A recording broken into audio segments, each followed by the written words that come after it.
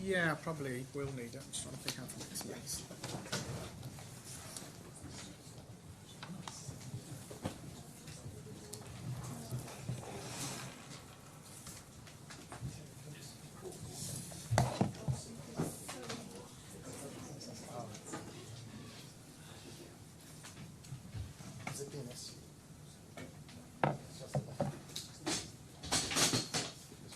It doesn't matter. No, I'm sure that's right. Yeah.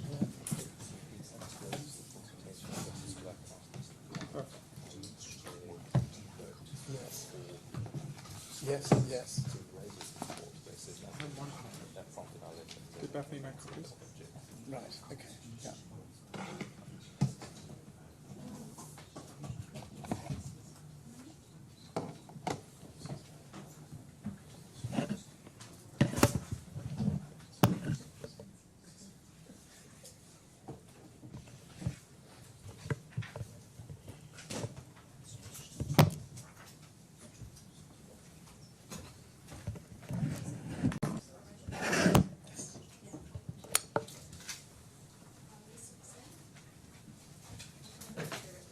Yes.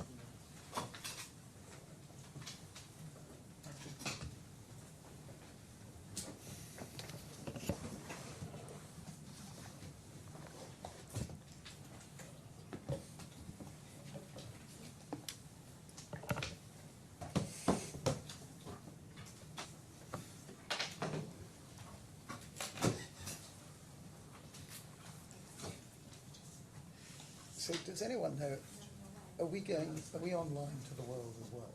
Yes, it's being streamed through YouTube.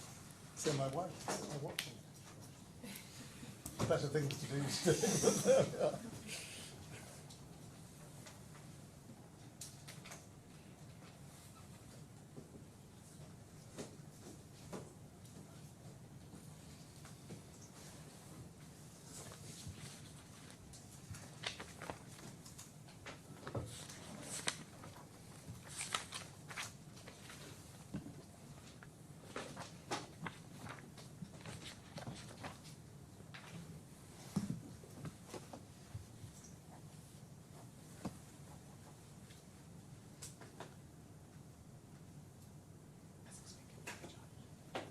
All rise.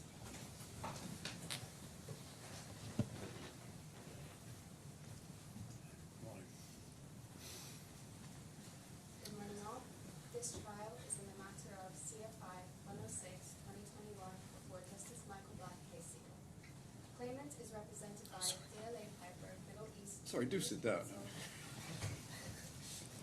Is Mr. Lord Jonathan Marks Casey. The defendants are represented by Law, lead counsel Mr.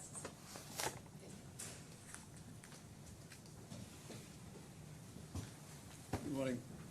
Right, good morning. Lord Marks, there's no need to wear a wig in this court if you feel more comfortable with or without it. I really don't mind, Your Honour. I was simply told that we were going to be written, so We do, well. brought all the kit just in case. Well, well done. But we tend to follow the sort of hot climate position of not wearing wigs. Oh, that's fine. Just some housekeeping matters then. First of all, sitting hours. I'm happy to start at least this week at 10 o'clock. We'll see how we get on to get the evidence.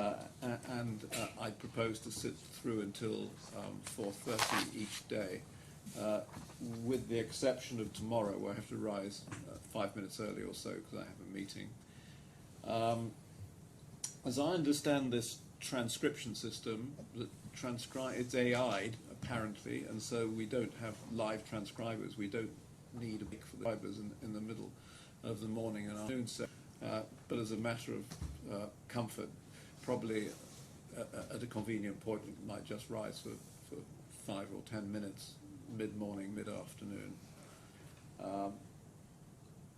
Other than that, I think I'm quite set to go. Do you have any housekeeping matters?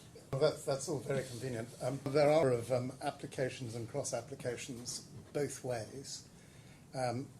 My proposal is that I should start my opening immediately, that we should see whether any progress can be made in agreeing the applications and cross-applications, and that then they should be, I was proposing, I've got a very small application to amend the particulars of claim and the reply and defence to counterclaim.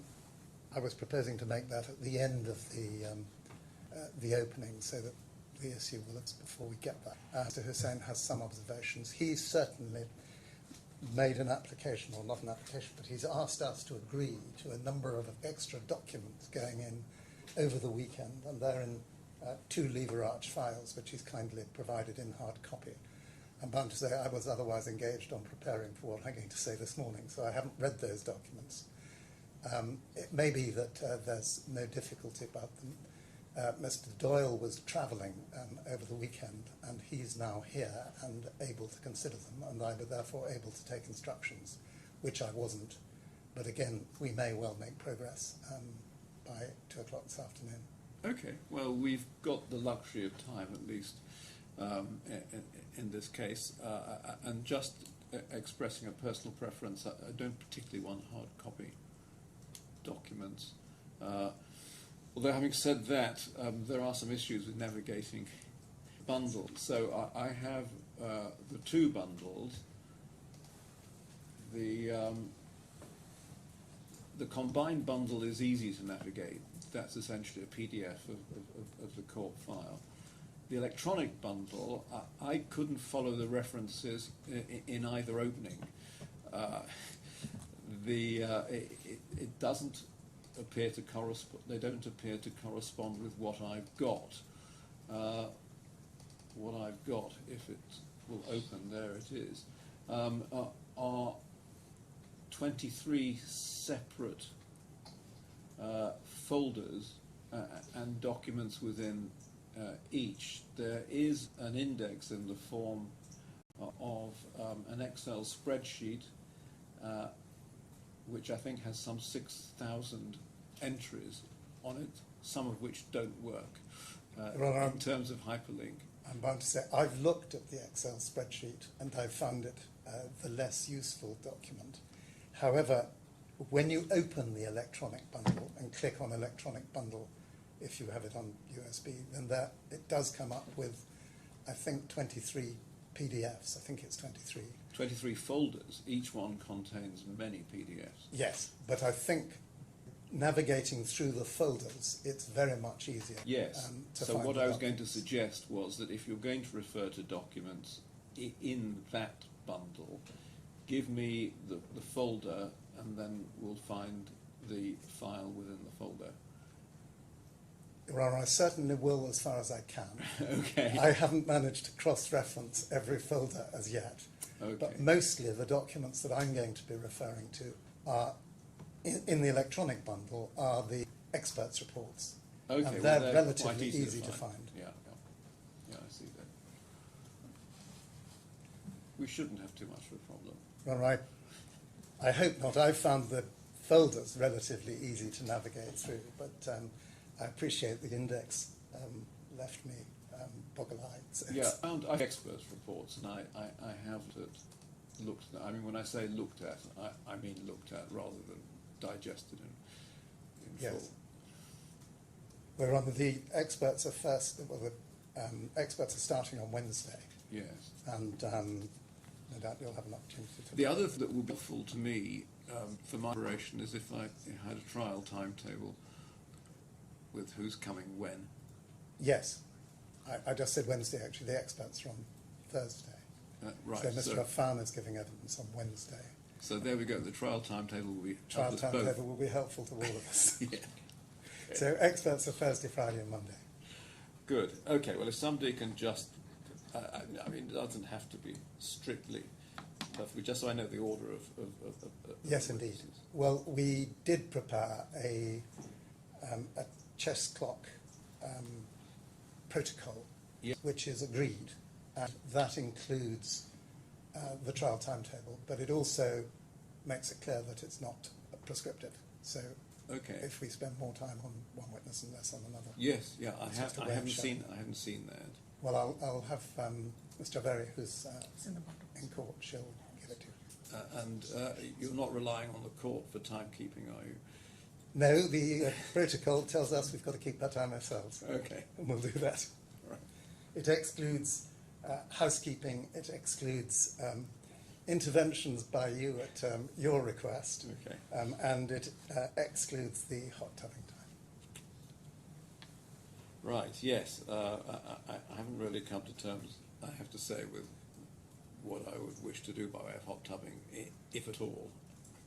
Well, no, it's left relatively open. You said we may well do it. Yes. And I suspect it would be helpful, but we were going to do is start with a list of topics, which we haven't yet. Yeah. In terms of the experts, are the experts giving evidence back to back in like disciplines? Yes. Okay, good. So, Your Honour, if I may, then... Your Honour, may I, as I indicated, have some observations on the order? I'm sorry to interrupt. No, not at all, not at all. So I take my learned friend's point that it is useful to have the opening and then come to the applications. I just wanted to lay out where we are on the applications. There's two applications from my side. The first is to introduce 5 documents which run to 16 pages. My learned friend said he's going to take instructions on this and come back to me. Is it useful for me to tell you now what those documents are, and perhaps in that way my learned Yeah, I mean, if you could do it in a non-contentious way at the moment, if it becomes contentious, then we'll yes. deal with it then. Having had your statement that you don't like hard copies, I've actually made 2 files of documents going to go to an opening. Okay. So I'll hand those up. I wouldn't go to, obviously you won't have to go to them, but the new documents are in there.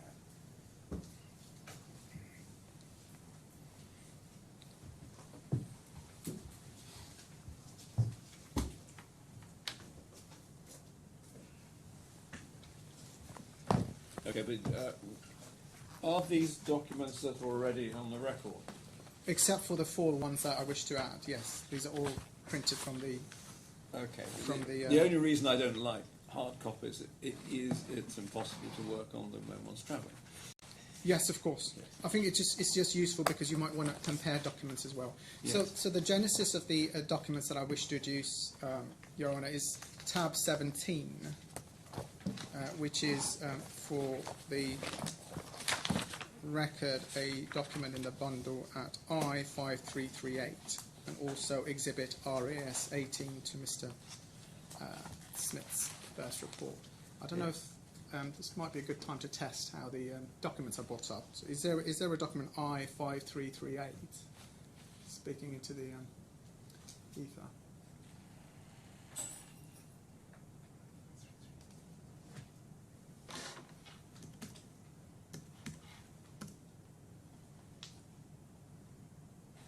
(5338), not treble 3.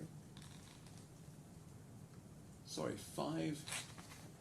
Your Honour, it's probably easiest for you to look at 17 in that file I gave you. No, I need to learn navigate. So, in using your filing system, you would go to the file marked. So we're in the electronic bundle and not the combined bundle. Yeah, within the electronic. Okay, so that's so right. So To Mr. Atherton's first report, which is file 10. sorry, I thought we said 5.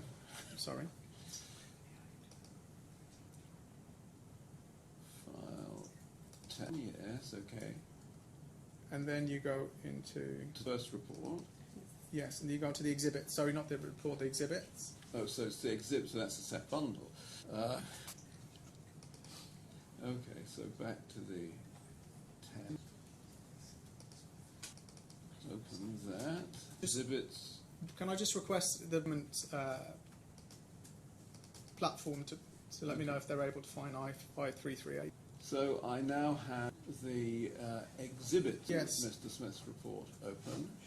Yes, and then we go to exhibit RAS 18. RS 18. 38. I have found it. And this is the same as appears 17. So, what you may not be aware of, Your Honour, is that the genesis of the document produced by the offender essentially said it's a question of just alive parties. The documents 5, Your Honour, 2. That's which is 4 of the flag gate. It's an email from the claim, March 2017.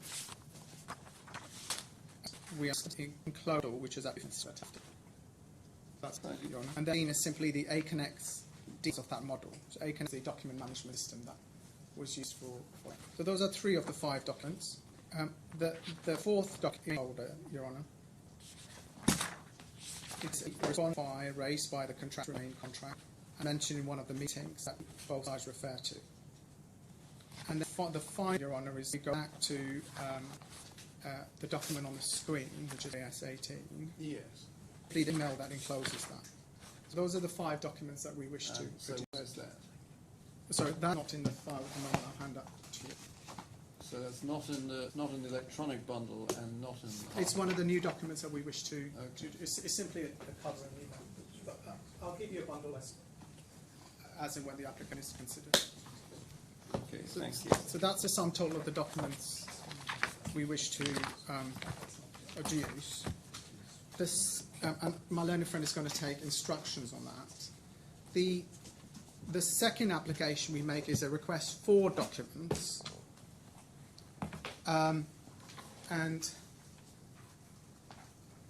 If I can ask the document provider to bring up I-5284. So where do I find that? So, Your Honour, we go back to the electronic bundle, and this time we're going to Miss Calvo's first report, which is file 9, folder 9. Okay.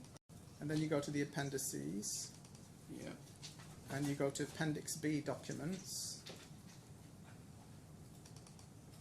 Yeah. And then you should see, if you scroll down, a document marked Bureau Happold Review Initial Submission.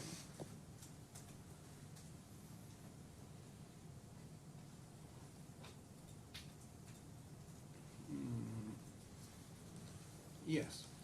So this is a document between the claimant and Bureau Happold, who was the engineer.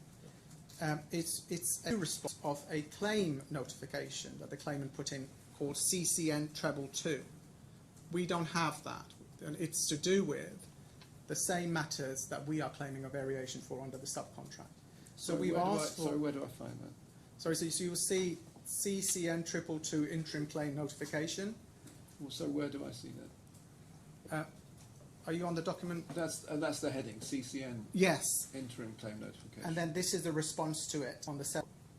So what we don't have is the actual claim notification. And then if we go to page 12 in this document, Your Honour,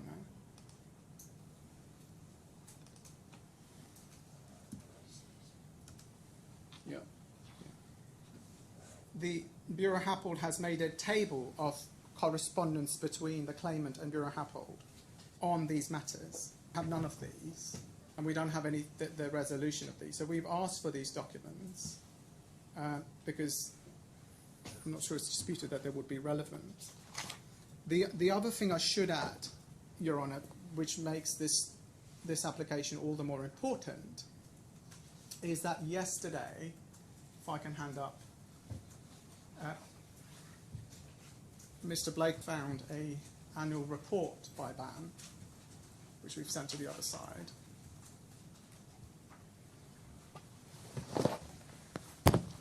This is a publicly available document and we online. So this is another document that's not. No, Your Honour, it's something that we found as a BAM publication by the Royal BAM Group. But if you look at, and obviously this was a 236-page document, I didn't want to flood the court with it. But if you look at the second page, is internal page 29. Yes. If you look at the second column, in the 2022 annual report, at the last sentence of the first paragraph, it says the result in Ireland included the positive effects for its share of the claim settlement of Museum of the Future. Sorry, where, the result in oh, I can see that. And then if we look at the last sentence of that same page, it says adjusted EBITEDA was supported by the settlement of the Museum of the Future. And then if we look at the next page, 132, there's a reference, if you look at the penultimate paragraph, it says this includes settlements on Open Edge in Division NL and Museum of the Future in BAM International. So what we understand is, and this is one of the things that I would address in Open, there has been a settlement. This is obviously relevant to my learned friend's application to amend his case to now relate it not to sums received from the employer, which we object to that amendment.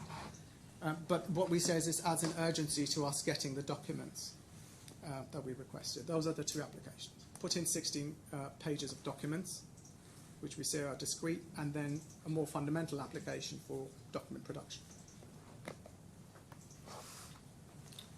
Okay, so what are we going to do about those? Well, I understand from my learned friend that he's taking instructions. Okay. So I think he's going to address them when he's been able to take those instructions. Okay, good. Well, hopefully matters can be resolved without having to take up too much court time. Well, I hope so.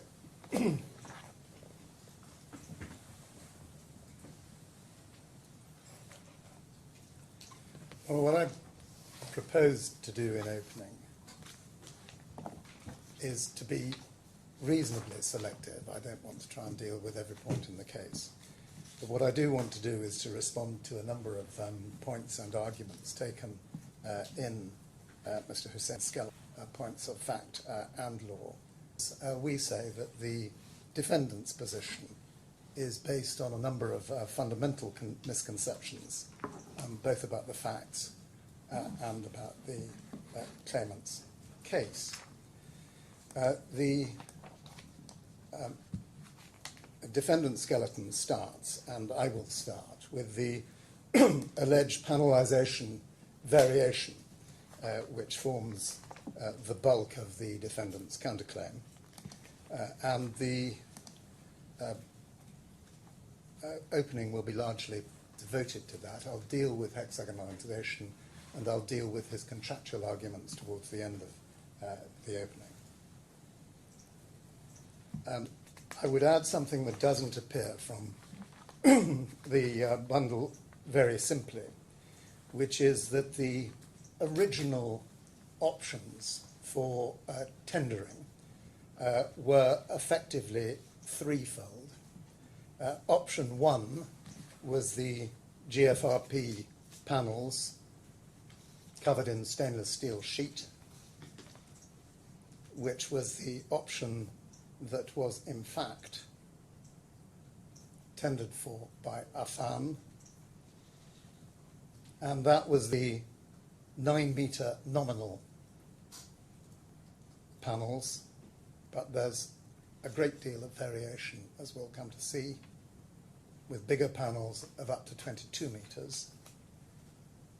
And it is the claimant's case that the 9 metres was effectively floor to floor and was tied to the structural steel work, the grid, along the floor slabs. There was an alternative diagrid option that involved 4.5 metre panels, which could be triangular or small rectangles. And those would be tied into the diagrid at the floor slabs and at the midpoint between floor levels. That's the halfway point. That didn't go very far because the extra steel that was required to create effectively a stronger diagrid at the halfway point made it uneconomical. And the third option, which was tendered for by a company called Wagner Biro, who are an Austrian company, was for a rain screen cladding, which involved effectively steel and glass. So how do you spell their name? Wagner as in the composer, Yes. and Biro as in the ersatz pen.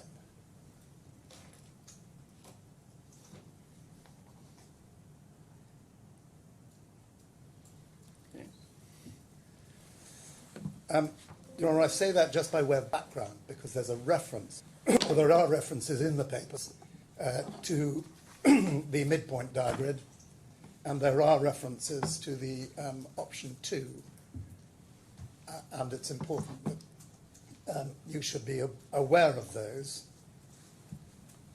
but none of them, in fact, came to anything and don't affect the case. The defendant's case on the panelization variation is that the nature of the works fundamentally changed because the size of the panels was radically increased. And they place a great deal of weight on a meeting on the 13th of March 2017, following a series of panelization workshops, and the meeting was attended by the design team. And if I could ask for the defence and counterclaim at D4, page 94, in the combined bundle to be put up, that would be very helpful.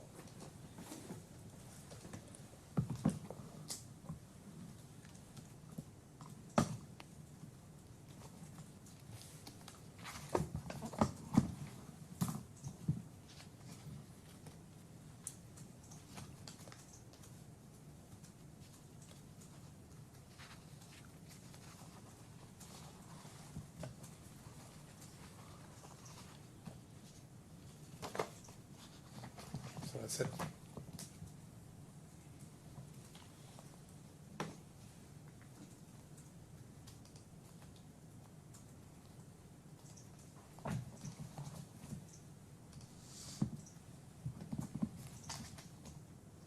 It's a D4, it's in fact A4, but we've got that.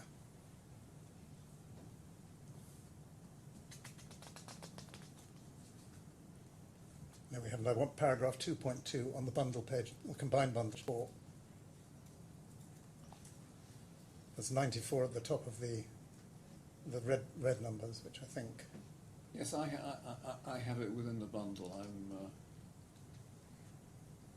I don't think it's showing up on the team screen yet. Is it? No. Can it? At the moment we've can got it the take- electronic bundle, and what we want is the combined bundle. Yes. But it's actually A4.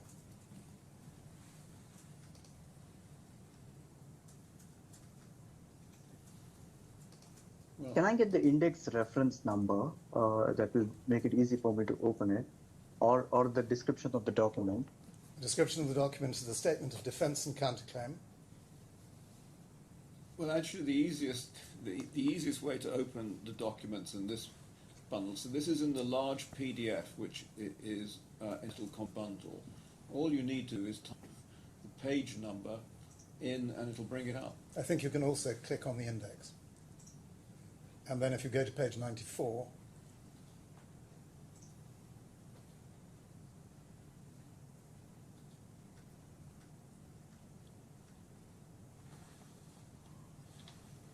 So I seek a minute, so give me a moment. But it's just quicker to put the page number in the top. bundle. You go straight to it. top right-hand corner. No, in the PDF. If you type it into the PDF, if you Yes, type it yes, into exactly. the PDF.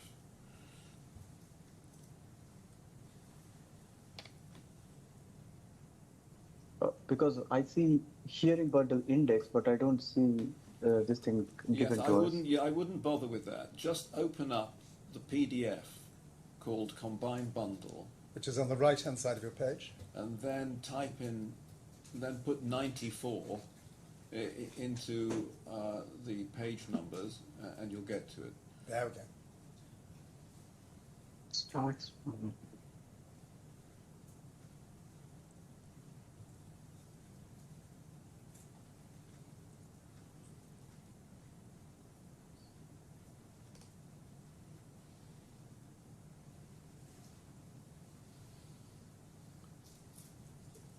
We want page 94 in the top right-hand corner.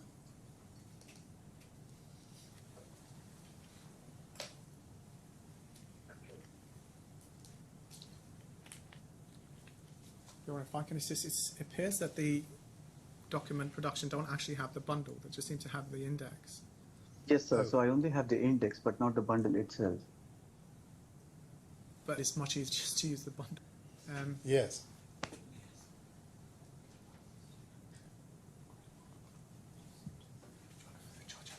Well, look, I wouldn't worry.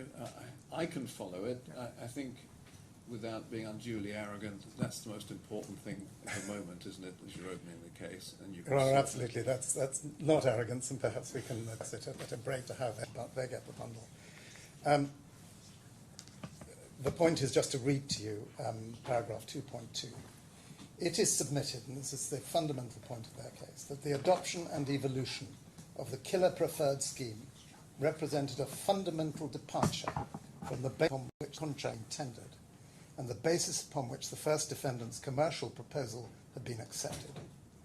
The first defendant submits that these changes increase the complexity of the subcontract works in terms of inter alia, changes to the loading requirements of the building, changes required to achieve desired definition of the size of gaps between panels, an increase in the complexity of the manufacturing process, increase in wastage of materials, and also arisen changes to matters such as the calligraphy, lighting, and tolerances. In turn, this resulted in an increase in the costs to be incurred in the completion of the subcontract works. My Lords, as the experts point out, you will have seen, the counterclaim is expressly based on the proposition that 70% of the panels were over the size stipulated in the tender, which was a nominal size of 9 metres by 2.2 metres. Furthermore, they seem to be saying, and Mr. Smith, the defendant's expert, says as much, the 9 metres by 2.2 metres suggests a maximum size. Indeed, he says in the joint statement, we're there on the screen now. He says in the joint statement, I understand this to mean at the time that 9 metres was the largest panel envisaged. However, as I will attempt to demonstrate, that cannot be the position, and is a fundamental difference between the parties. In any event, Affan did not tender on the basis of the size of the panels. He tended to do the work of designing, fabricating, supplying, delivering, and installing the external facade of the museum. And it is not controversial, I think, that this was a contract, a subcontract, with full design responsibility in the subcontractor. And that is clear from the tender proposals themselves and from the letter of intent. If I could take you now to make good the point as to what they were tendering to produce, to 862 in the same bundle.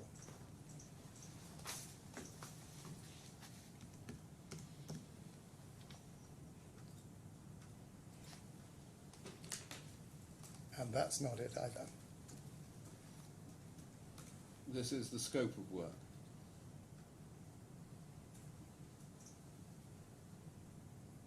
It's not a drawing. No. No. I've got it. It is Yes. Section 1, commercial scope of work. Yes.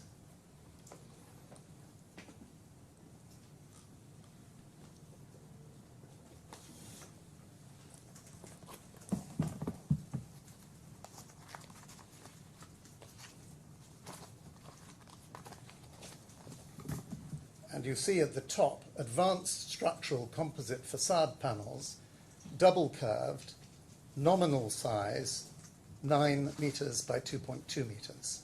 Yes. And if you can turn on to 869, which is the first page of the bill of quantities,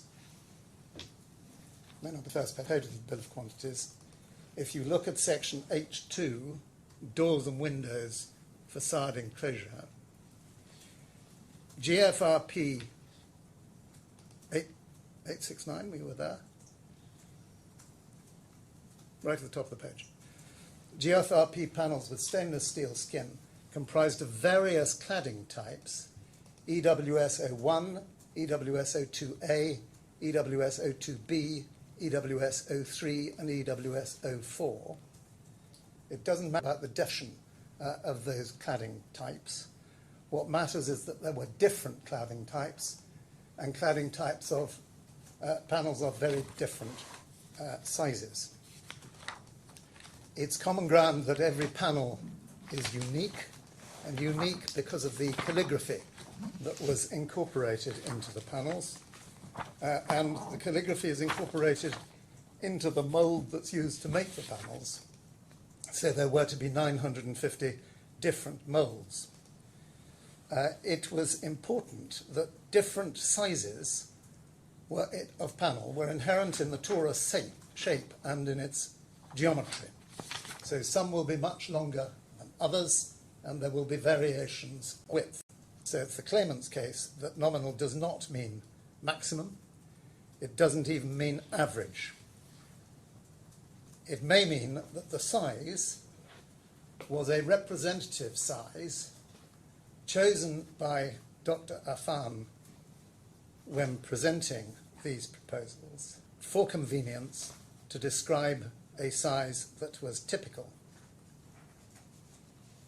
And it is common ground that the choice of size was for contractor preference. And Mr. Smith agrees with this. I don't ask you to turn it up, but it's in his second report at paragraph 7.2.3 on page 18 out of 31 pages.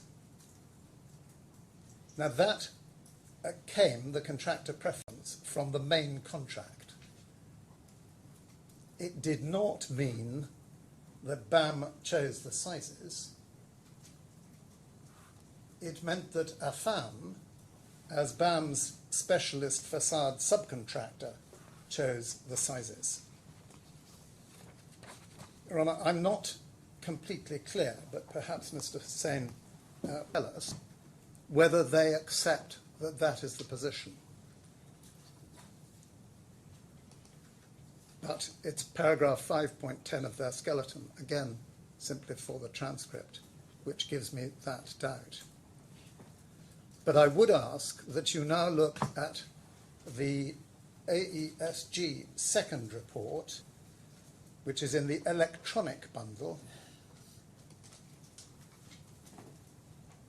and it's called Second Report of Ms. Calvo, and it's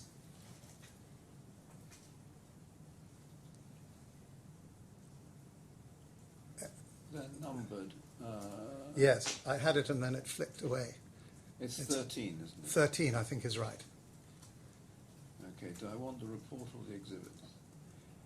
You, at the moment, want the report Okay. on page 6 internally of the report, paragraph 2.1.4.3. So if you have to take it a bit more slowly. It is not the easiest bundle to manage. Okay, paragraph.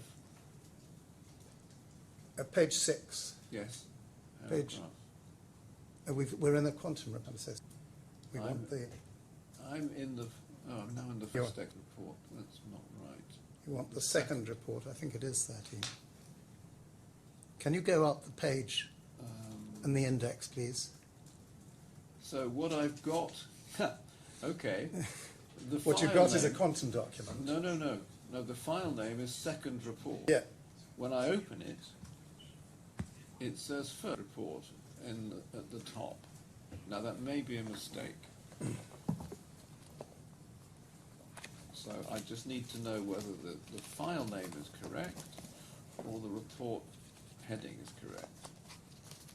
I'm about to say, I found it. What paragraph are you looking at? And that might help me. I'm looking at 2.1.4.3. I do have that. It was always important. Is that right? It does indeed. Okay.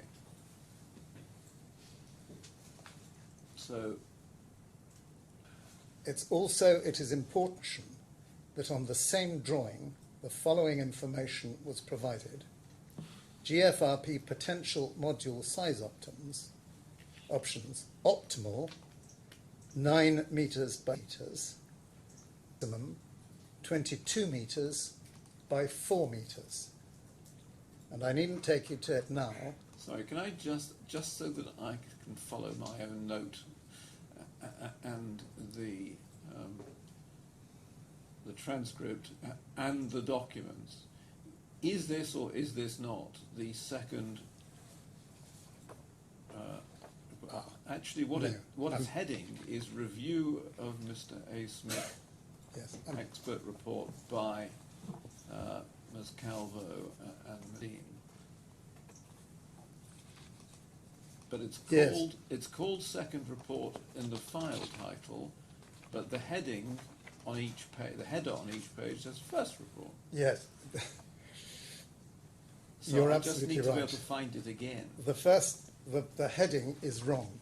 Okay. The heading on the document says review of Mr. Smith, that is the defendant's expert, Yes. Hawkins International Limited expert report, by Marina Kinderline Calvo and Dean Corden. And this is actually AESG's second report. And I had failed to notice that the header hadn't been changed. It should say second report on every page in the faint writing at the top right-hand corner. Yeah. Okay. So it's folder 13. Correct. Electronic bundle. It's the second report. And the paragraph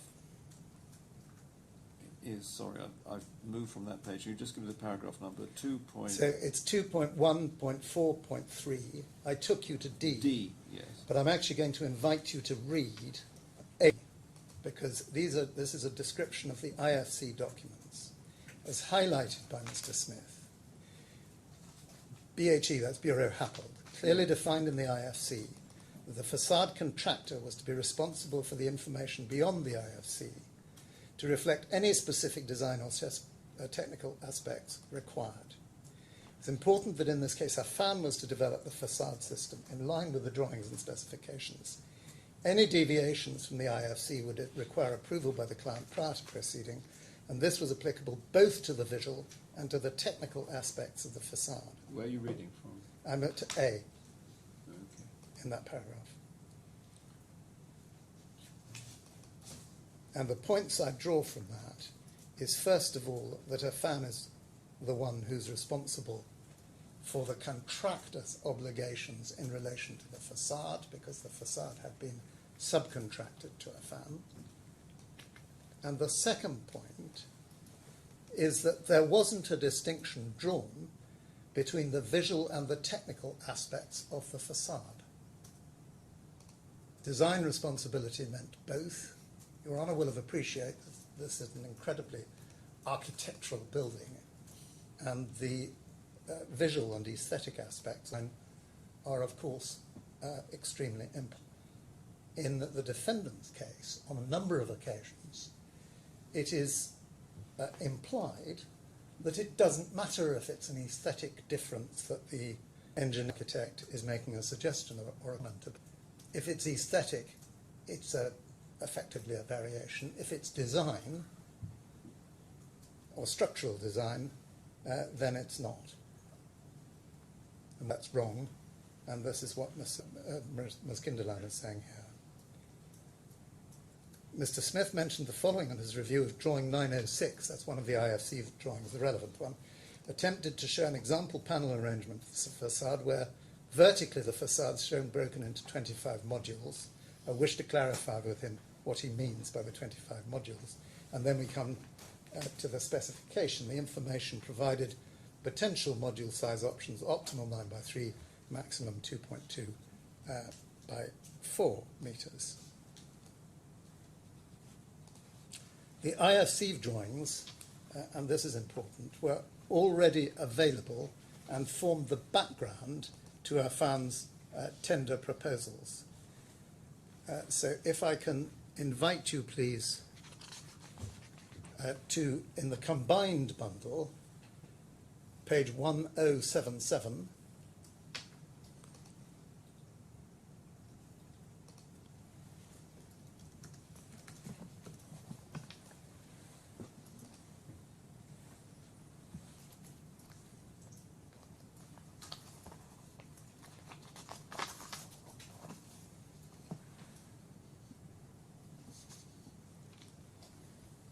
if you look at the top of the page there, you see the reference to the main facade and inner wall linings. This is in Affan's proposals document. See on page 1076, reference to the tender submission.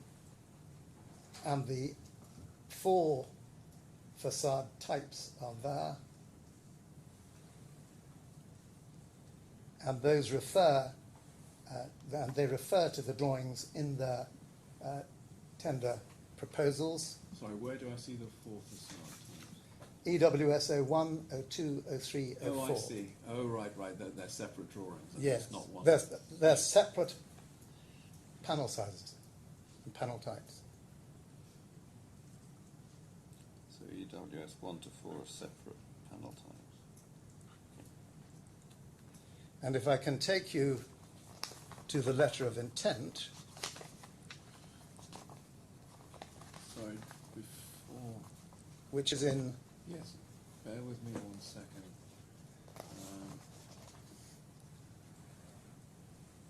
Yeah, unfortunately this bundle hasn't been, I think, what they call it optimized, so it's actually quite difficult to annotate, so forgive me for a second while I just of course, do that. No. There we go. No, I'm going to have to give up on commenting on the PDF itself. Okay. so we're going to page 1080 in this bundle, the combined bundle, 1080. which is the letter of intent. It's on BAM-headed notepaper, which you can't see, under subject Museum of the Future Dubai letter of intent. Refers to the quotation date of the 14th of February for the design, supply, delivery and installation of the stainless steel composite external facades, contract works and so forth. While we're on this page, if you look at the scope of the work, that sets out in detail the full design responsibility under scope of work. If I can invite to read. I've read it. And at the bottom of that scope of work, it's understood and agreed that the subcontractor shall fully develop the design and that any further required works shall be deemed to be included in the below-mentioned subcontract price in order to fully complete and hand over the works to the satisfaction of the employer and its representatives, and so forth. And subcontract price, we know 125 million at the bottom of the page, shall not be subject to remeasure. And then if I can invite you to look briefly at page 1087,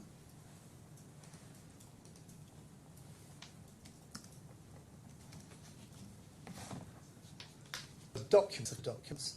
These were the IC documents.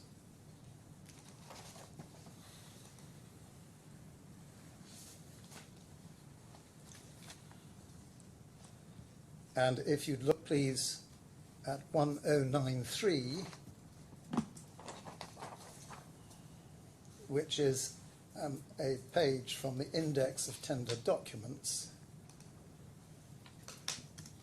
you'll see it looking at the headings of the right-hand columns that the documents were originally produced. Sorry, It's just disappeared. It's It needs rotating to the right. Yes. Which is slightly annoying. All right. Back to 1093, please. Rotate pages. It's not 190. Okay, done then. So what do you want to show me on this? I just wanted to show you the headings. If you're on 1093, I am.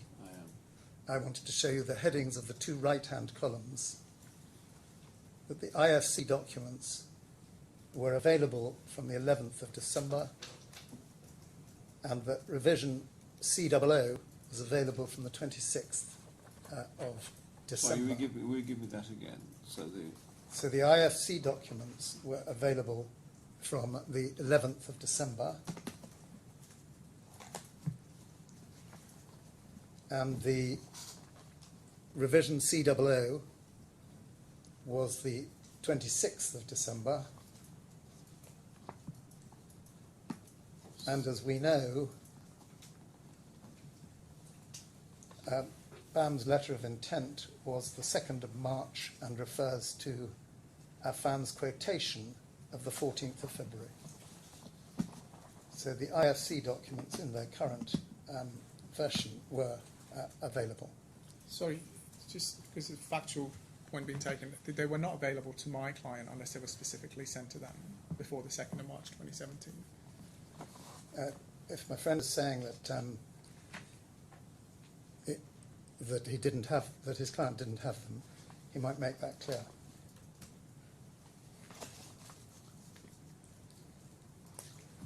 Unless something was specifically sent, these were documents exchanged between Bureau Happold and the claimant under the main Well, contract. look, at the end of the day, this is a very generic submission. We're going to have to drill down into the detail as to what documents were and were not available at the time, and no doubt that will be done in cross-examination. Yes.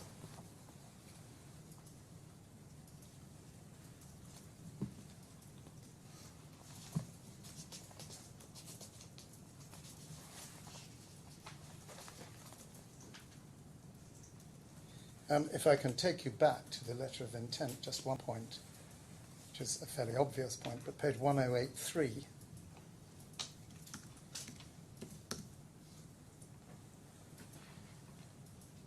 Paragraph 16 of the letter of intent. Notwithstanding the provisions of clause 15 above, this letter of intent shall be automatically superseded upon the contractor and subcontractor entering into and signing a formal subcontract agreement to the project. Your Honour, may I make one point in emphasis as to the nature of this subcontract? Although this was plainly a back-to-back contract, in the sense that the whole of the facade design, development and panel construction was subcontracted to Affan, I am not submitting that this was what's sometimes called a pay-when-paid contract, as the defendants in their skeleton suggested was our case. Nor am I saying that there could not be a variation of the subcontract under clause 20 brackets 1 brackets little b by an instruction given directly by the contractor to the subcontractor in writing. And my Lord, Your Honour, I say that precisely in paragraph 46 of my skeleton argument. Of course, there could be such a variation. I don't need to take you to the contractual provision at the moment. Did say what is said in paragraph 3 of my skeleton, but in respect of hexagonalization, is that when contracts are de facto back-to-back a whole package, as here, has been subcontracted to a specialist, if, when the contractor submits a claim to the employer, even with a view that the subcontractors, when the subcontractor submits or intimates a claim that is to be made to the employer, and the contractor expresses a view that it is or may be justified, and then the employer comes back with a refusal of a variation instruction, as is the case here, then it would be extremely odd if the subcontractor were entitled to treat the expression of that view, friendly to him though it may be, as an instruction under clause 21b.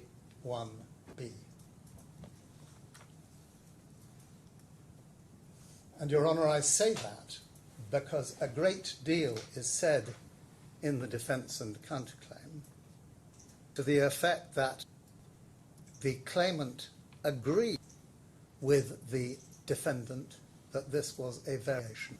That agreement is the hexagonalization. That agreement can be taken as an instruction to the subcontractor to vary, even though the view was rejected by the employer and the contractor passed on that rejection to the subcontractor. Your Honour will remember the document being the 2nd and the 23rd of July 2018, email exchanges, when BAM passed on Affan's intimation of a claim for hexagonalization variation.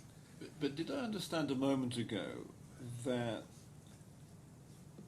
you accept that it was for the contractor to form an independent view as to whether or not a variation is required?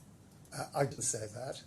What I did say, and do say, is of course there may be circumstances when the contractor is entitled to give, and may well give, a variation instruction under 21B independently of the contractor's view or the employer's view. But that's clear from the subclause. Okay. What I am saying is that if the contractor passes on a letter from the subcontractor saying this is going to cost more, we think there ought to be a variation here, the contractor passes it up the line to the employer says no, we reject that. The contractor sends it down to the subcontractor saying effectively, sorry subcontractor, the employer's rejected it, when you're not getting a variation instruction. That's the end of the matter. Well, isn't the contractor saying, I've asked the employer has said no, so I'm not giving you a variation? Exactly. It's not that because the employer says no, you don't get a variation. No, it may come to the same thing in Well, I'm practical not sure terms, it is, but because it comes to the point I made a moment ago as to whether or not there is an independent duty upon the contractor to exercise its judgment as to whether or not a variation should be granted. It's not for the employer to decide whether or not the contractor gives the subcontract variation. Oh, I accept that far, yes. But in this case, there's never anything amounting to a variation. I know your argument. I know your argument is that you didn't give a variation, yes. And you were justified in not giving a variation. Yes. I understand that on the merits. I'm just trying to understand the contractual structure. The contractual structure, Your Honour, has exactly right. Yes. Okay. We could, if we'd wished, have given an instruction under 21B. Yes. We didn't wish, we didn't do so.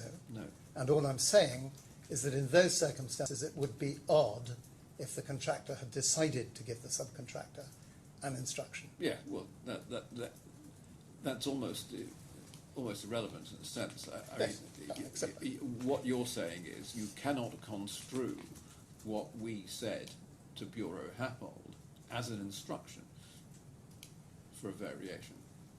That's expressed more elegantly than I expressed it, but that's right.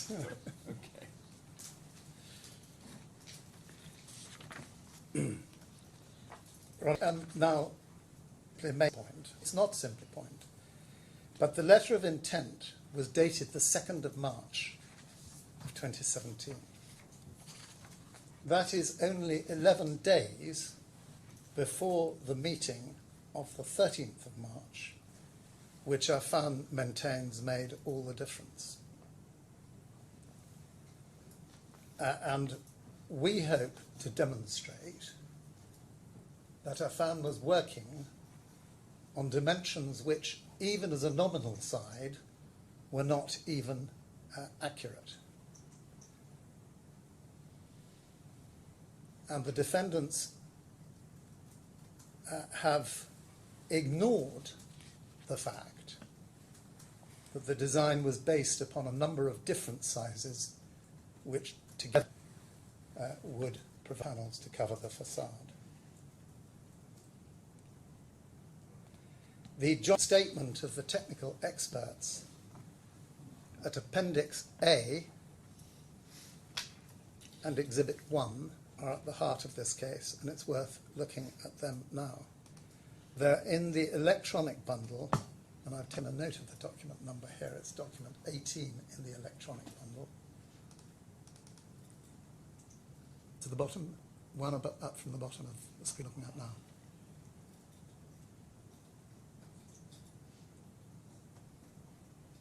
It says 08 joint report. And it's the appendix, is it? We want, once you go on bundle 18, there is, no, these are procurement payment requests. We have to go back Well, to would the you electronic just tell me bundle. where it is and I can find It's it? 18 joint report, Appendix A and Exhibit 1. That's all. You want both? I'm going to want both, but I'm happy to Okay, look at that's Exhibit it. 1 first. They're separate Yes, documents. if we can look at Exhibit 1 first. Okay, I have Exhibit 1. Yes, I have it.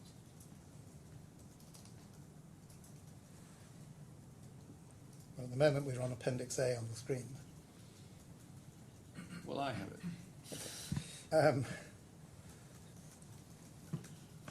If can the document production person get us Exhibit 1, please, rather than Appendix A? That's it. No, it's not.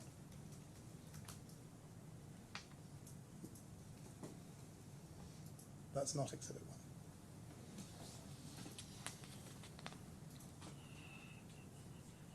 Oh, that would be it.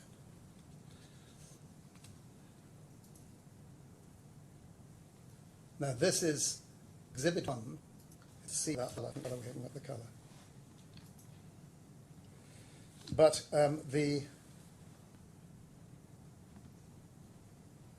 that's it. That's exactly right. This is the CATIA model provided by Affan, Affan's CATIA model, and it's superimposed upon an IFC drawing, which is drawing 301 of revision C00. And that's the one that I took you to in the tender of documents that was available on the 6th of December, though Mr. Hussain hasn't yet accepted that that was supplied to his client.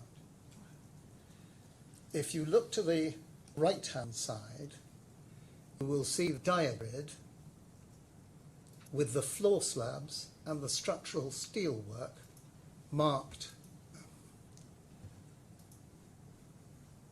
spanning from horizontally at each different floor level. See, and those lines pass into the CATIA model. And those lines are exactly the lines of the divisions in the CATIA model, panel by panel.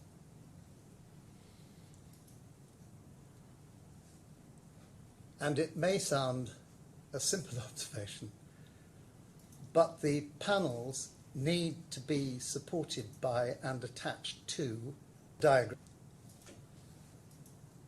And indeed, if the production person can move over to note 14 on the drawing on the right-hand side and expand it.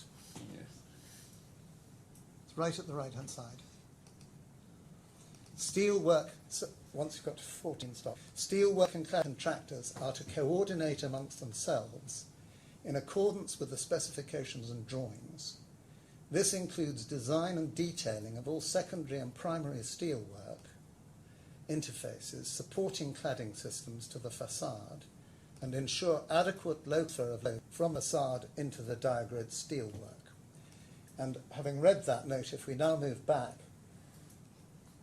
to the whole drawing, but pausing there to look at the blue figures on the right-hand side and the green figures. We're going to need to go there. So you'll see there, in the red figures, we have the distances between the floor slabs. And they're nominal. Well, And- 4, 1, 2, 3, 4, 5. 5 floors are a nominal 9 meters. I think. It's something like that, but actually no. And the other point is that the red figures are the vertical, top to bottom figures of those floor levels. Now, it's right that I should tell you that this is from an area of the torus where the panels are bigger. But if you go to the blue figures as to what the panels would need to be to go around the circumference, if I can put it, Sorry, when you use that say blue inaccurately. figures, those are the ones round the circumference. Round the circumference. Okay, So the there. bottom panel there has to be 17.564 metres. Oh gosh. I mean, I've blown this up, and the figures are actually green, if I've got the right. Well, you've got green and blue. Oh, now I see the blue. Yes, Okay, I'm going for the blue figures, I can see those. which are the figures floor to floor. 17, 17. 17, 13.7, 9.9, 9.1, 10.9, 8.5. So and you so have forth. so what you have. So those are figures of the curvature, Yes, even though the floors are 9 meters apart. and they're not all. So if you look at the Yes. floor at the top of our screen now, that's 5.1 metres apart. Yes, I see that. And they vary radically. Well, 4 of them are the same, aren't they? Ish, yes. But Ish. if you go, I mean, if we draw out, I don't want to draw away at the moment because I want to show the green figures. The green figures are what Mr. Smith said would happen if you went to the midpoint. And of course, if you went to the midpoint, you would have much smaller figures. 4.5, 5.5, 8.5 max, and so forth. They're incredibly difficult to read, even when They are, because the green was a rather unfortunate colour. But even when I've blown it up. Yeah.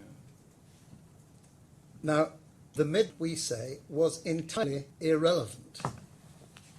That was your Because second it was- option, which was rejected. It was based on a rejected option, exactly, actually the third option. Third was that- option, sorry, yes. forgive me. And there was never any possibility of going to the midpoint because the diagrid was not going to be built and was not built to take cladding panels at the midpoint. You see the diagrad is confined to the floor slab levels.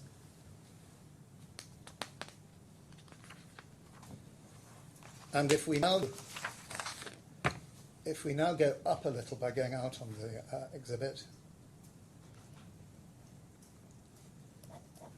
you can see that at the upper levels, the panels start to become bigger again.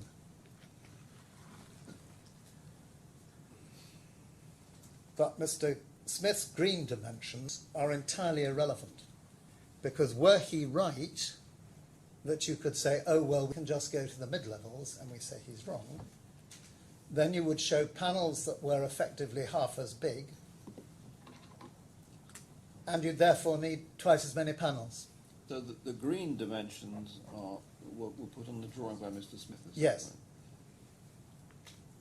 right? And the blue dimensions by Miss Kinderland. Oh,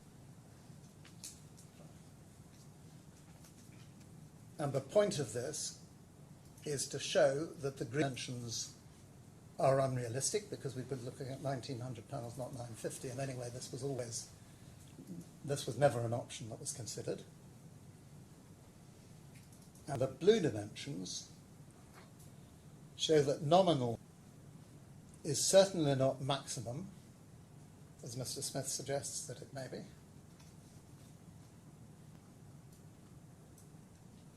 And it's no representative figure that may be sensible to work on, because, as I told you, this area of the torus is actually an area of slightly bigger panels.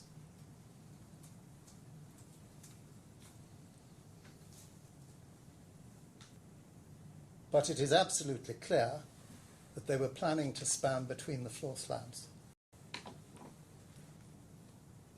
And drawing back the Katia model, which is the attractive coloured model to the left-hand side of the exhibit, if we draw back, was supplied by Affan at the tender stage. And so if Mr. Hussain does challenge the proposition that the IFE models were available to Affan, that is surprising because they tie in exactly.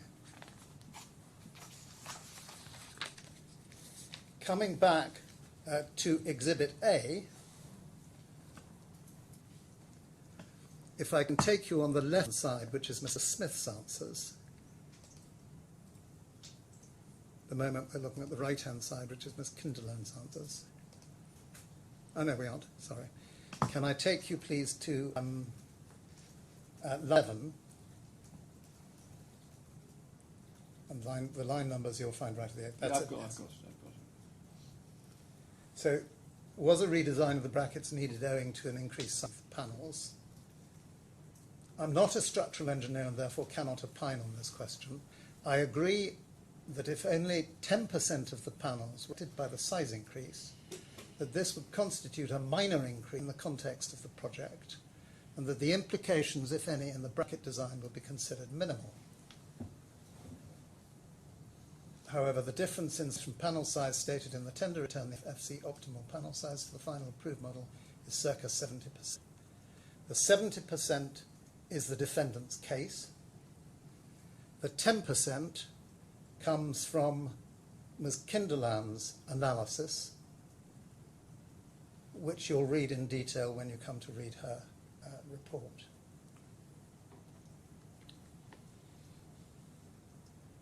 And a great deal of this case turns on who's right.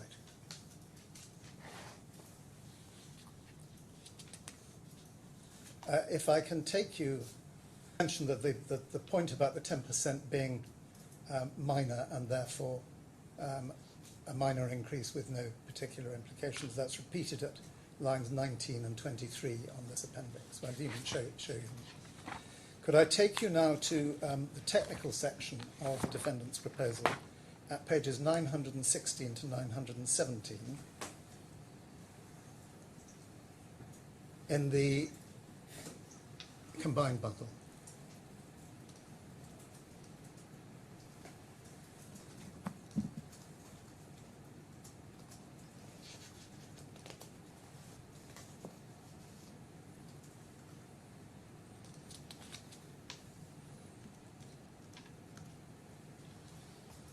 We're at page 17.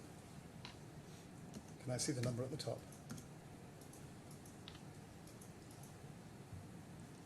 So that's the other pictures, and this, of course, is the tender proposals.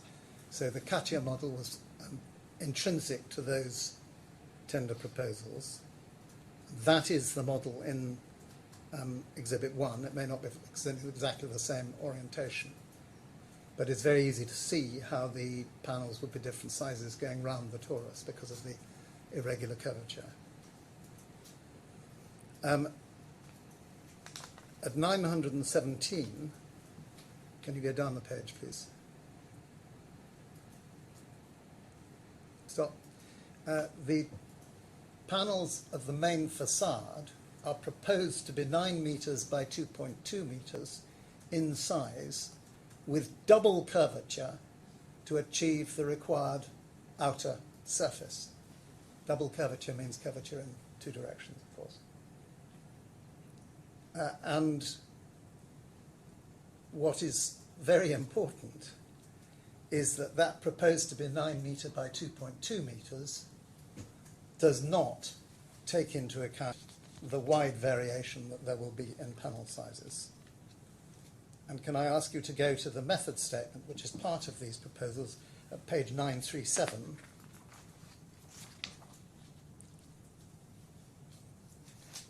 Down the page a bit. Stopping there.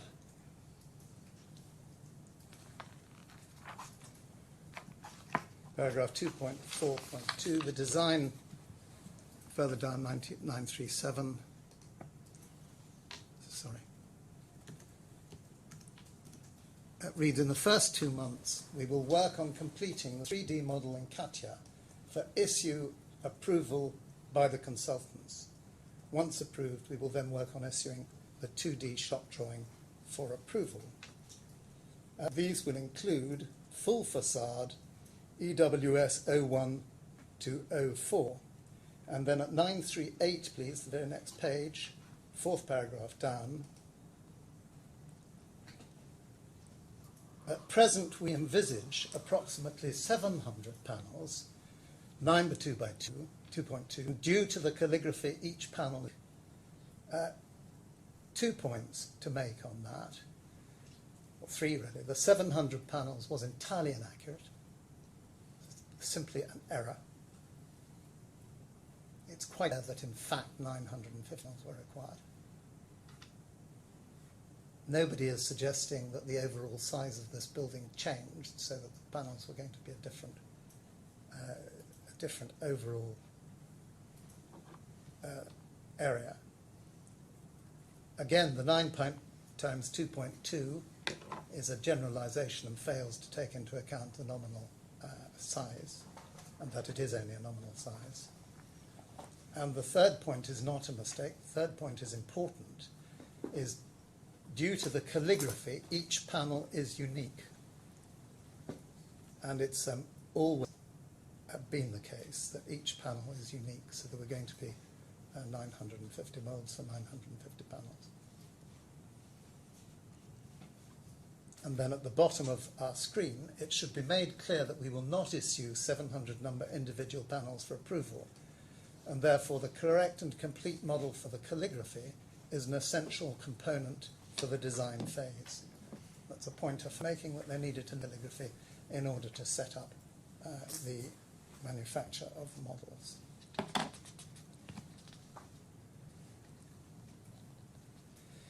If I can then take you to the subcontract on page 1435, I'm well aware that Your Honour has read this, but just a couple of points on it.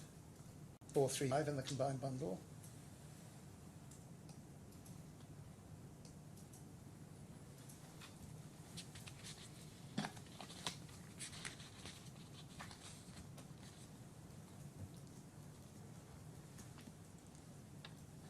So 20.0, the subcontractor shall make such variations of the subcontract works, whether by way of addition, modification, or omission, as may be ordered by the engineer and or the employer under the main contract and confirmed in writing to the subcontractor by a contractor's instruction, or ordered in writing by a contractor's instruction. And the proposition that the works were varied in accordance with clause 21 does not get off the ground if the defendants cannot point to a subcontractor's instruction that orders them to make a variation. And importantly to that, if you go on down the page to 24, save as aforesaid, the subcontractor shall not make any alteration in or modification to the subcontract works. And one of the central points in our skeleton is there was no written instruction to vary. And we say in general terms, an instruction convey a requirement by the contractor that the subcontractor must, not may, but must, alter or modify the works in some way. It is not enough that there is discussion and discussion of a possible change in the works is part of the ongoing development of plans of how to undertake works that are already within the scope of works, and that the development is part of the development. It is, of course, for Your Honour to determine, looking at the history as a whole, whether there has been an instruction to vary in writing. It's not addressed, putting it bluntly, in Affan's skeleton argument. It's merely asserted. And that assertion comes from the defence and counterclaim, where there are frequently references to instructing, continuing to instruct, shouldn't have continued to instruct, that sort of thing. But nowhere is there a suggestion of what document constitutes the instruction, except the meeting, minute 3, of the 13th of March 2017, which was partway through the design development period. The design development period effectively started at the beginning of, at the end of January, I think it was, 2017, and the approval of the design of the panelization was on the 29th of June. So this was at a relatively early stage of the design development. Affan was collaborating both with Bureau Happold, the engineers, and with Killer Design, the architects, to secure a design for the facade that satisfied the design intent and fitted with Affan's proposals. And the really important point is that nowhere in that minute, which is at 1162 in the combined bundle,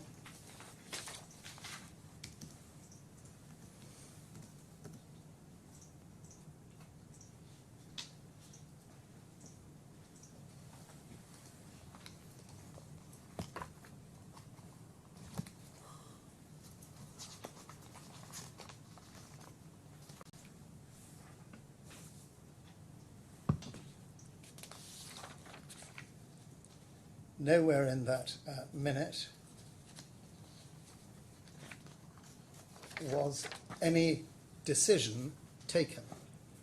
The decision relied on is the one that starts at 3, panelization calligraphy. The response to RFI states that the Rhino model is to be followed regarding the fine calligraphy layout and extent of all glazing type, Vision IGU and single laminated spandrel. BAM presented that outcome of recent workshops on panelization. Agreement had been reached with Sean Killer on the location of larger panels up to 9 by 6 to rationalize the layout. Upon further review with Miras were the employer's representatives, however, these panels have been deemed too large. There are now 4 options for panelization, and they're named Killer Preferred Scheme, Cote Scheme, Diamond Scheme, and Heptagonal Scheme. BFN are working to complete a pros and cons table for each option. See attached facade presentation. It was agreed that BAM would send the previous and latest panelization models, along with rendered models, still using the old calligraphy, to accurately showing the vertical and horizontal gap sizes to BHE Miras for review to determine if vertical joints are readable. Once all parties are satisfied with the panelization, the process of sitting with the Katia model, which accurately reflects the reveals in the calligraphy, to make necessary tweaks will begin. I think it must have been sitting within the Katia model. And in going to think about making necessary tweaks. And this is the meeting that's said to make the fundamental difference. If we can look at the panel workshop reports, and it's common ground that Affan did not go to. So Affan attended this meeting through various staff. It doesn't say whom, we don't know. But we may find out in the course of the evidence. But the panelization workshops they didn't go to. And workshop number 4 begins at E7 at 1166 in this bundle. 1166.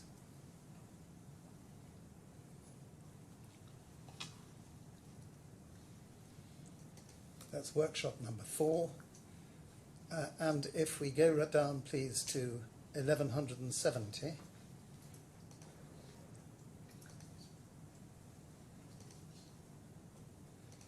Those are the drawings of option 1, option 2, and if you go down the page, you find option 3 and option 4. I think you may have to go to the next page. At any rate, sorry, I may be wrong about that. Those drawings are relied upon, the drawings with the red notes underneath, relied upon by the defendants as supporting their case that there was an instruction. And I mean, if you look at the top drawing, the note underneath is only as an option. Check continuing the orange peel segments are more pleasing. Also check if there are technical issues with the waterproofing and strength of triangular panels for this option. If so, something existing door panels. But you can look at those. This is plainly part of a discussion and no more. And if you can look then at page 1171,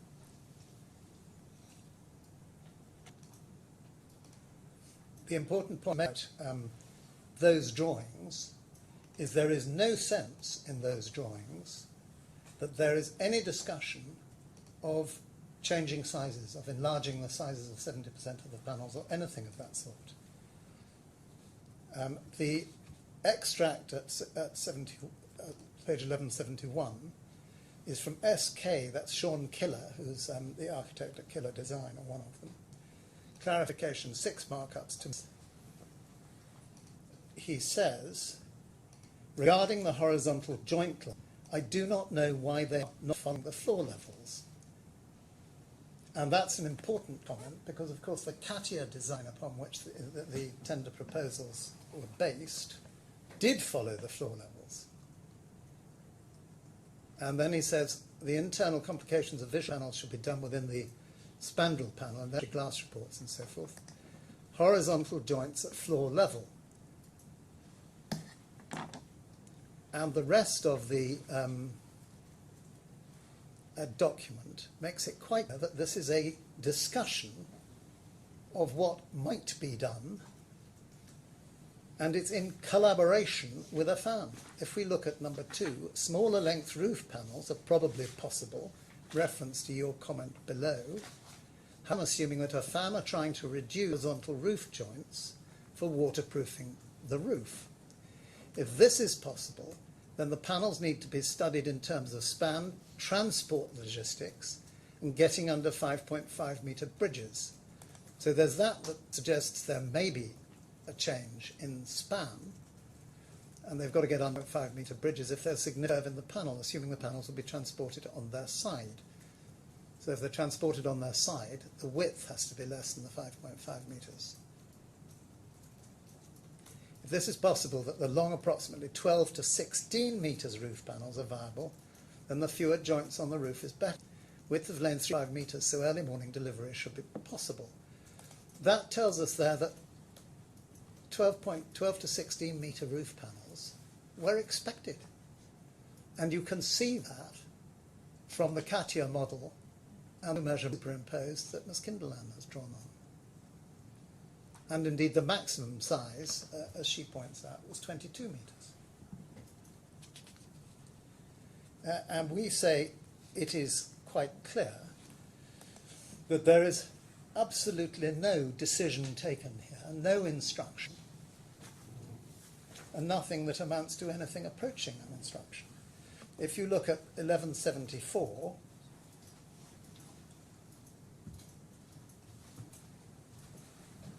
that is a comparison. Option 1 is the one that's chosen. And you see that the arrangement is stainless steel good with 1500 millimetres. Number of panels 852, which is actually less than the 950 that was ultimately chosen. There are not very many less. Effects on program none, configuration of glazing in relation to panelization good, and so forth. And if you go down to any effects on program, none.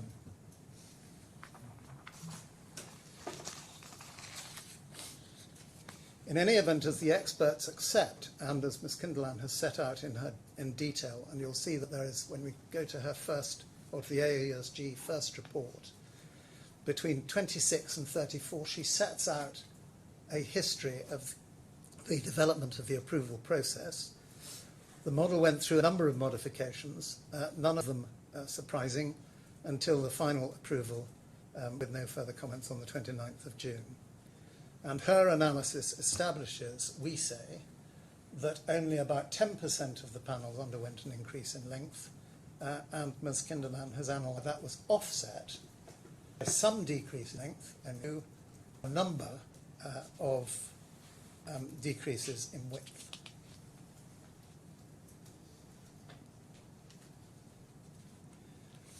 My Lord, Your Honour, I now turn to the next issue that I wish to flag up, which is dealt with in my skeleton.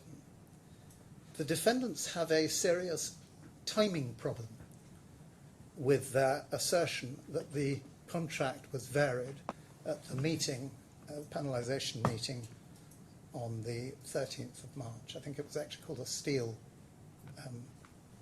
coordination meeting, but it's the result of these panelization workshops. The letter of intent was replaced by the subcontract on the date of the subcontract, the 8th of January 2018.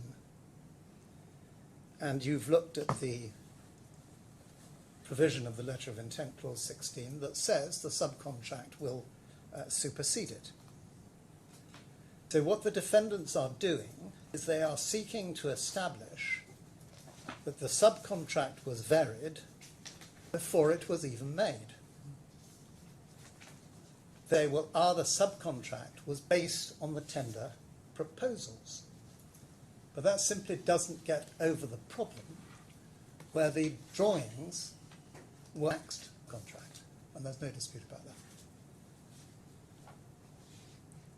And the truth is that by the date of the subcontract, the 8th of January 2018, the design of the panelization had been agreed and approved some 7 months previously.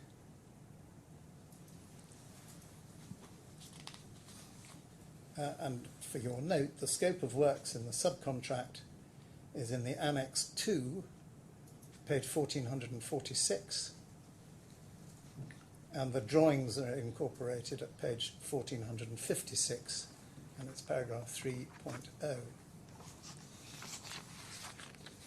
So the defendants entered into the subcontract at a contract price of 125 million dirhams. It's not clear from their plea that the contract was based upon a unsubmitted letter of intent, which forces them into the submission that the letter of intent in some way prevails over the accepted subcontract.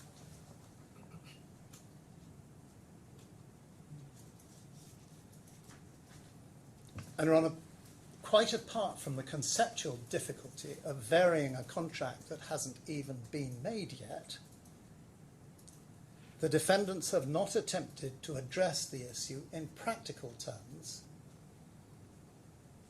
having regard to their having undertaken an obligation to carry out subcontract works at the subcontract price, having already agreed the development of the design,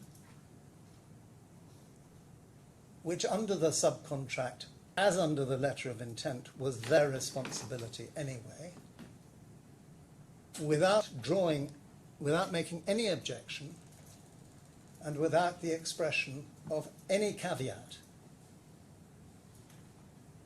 as to the cost, as to a possible variation, as to the design, as to anything. In any event, they'd be in difficulty expressing such a caveat in that they accepted expressly what was in the subcontract. The defendants claim in their skeleton, and this is at paragraph 535 on page 21, for Your Honour's later reference, to rely on clause 20.2 that we might look at briefly, which is at page 1435.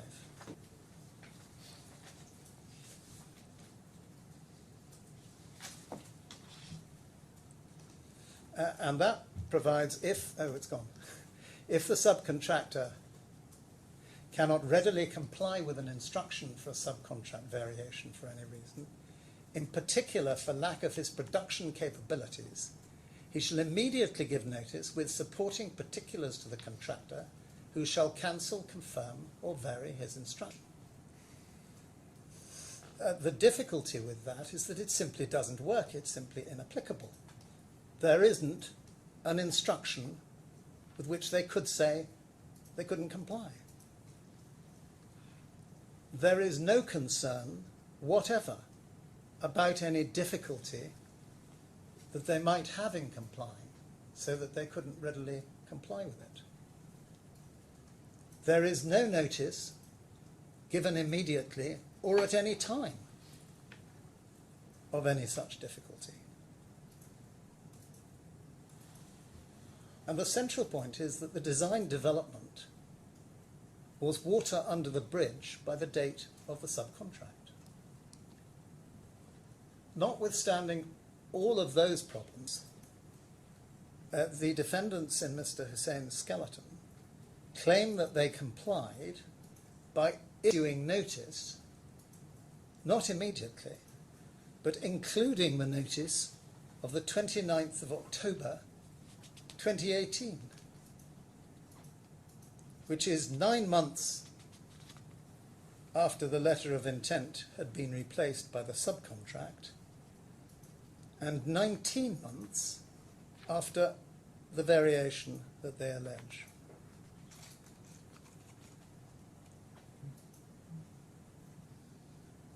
Your Honour, we'll come to the 29th of October 2018.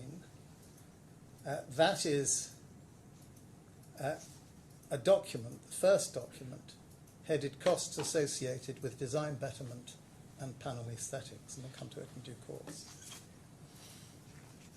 But going back to the history, and I don't wish to speculate, but what did happen, and what you can infer from the documents, is that there came a stage when Affan realised that they were at risk of having underquoted, or at least of the subcontract turning out more expensive for them than they had hoped.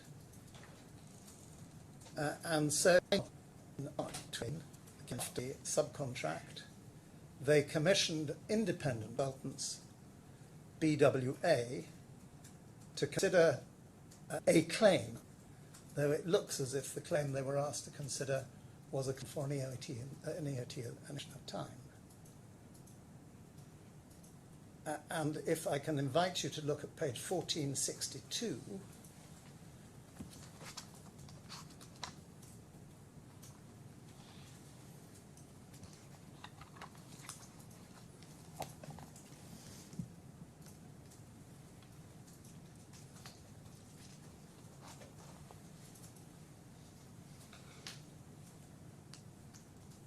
they came up with an initial assessment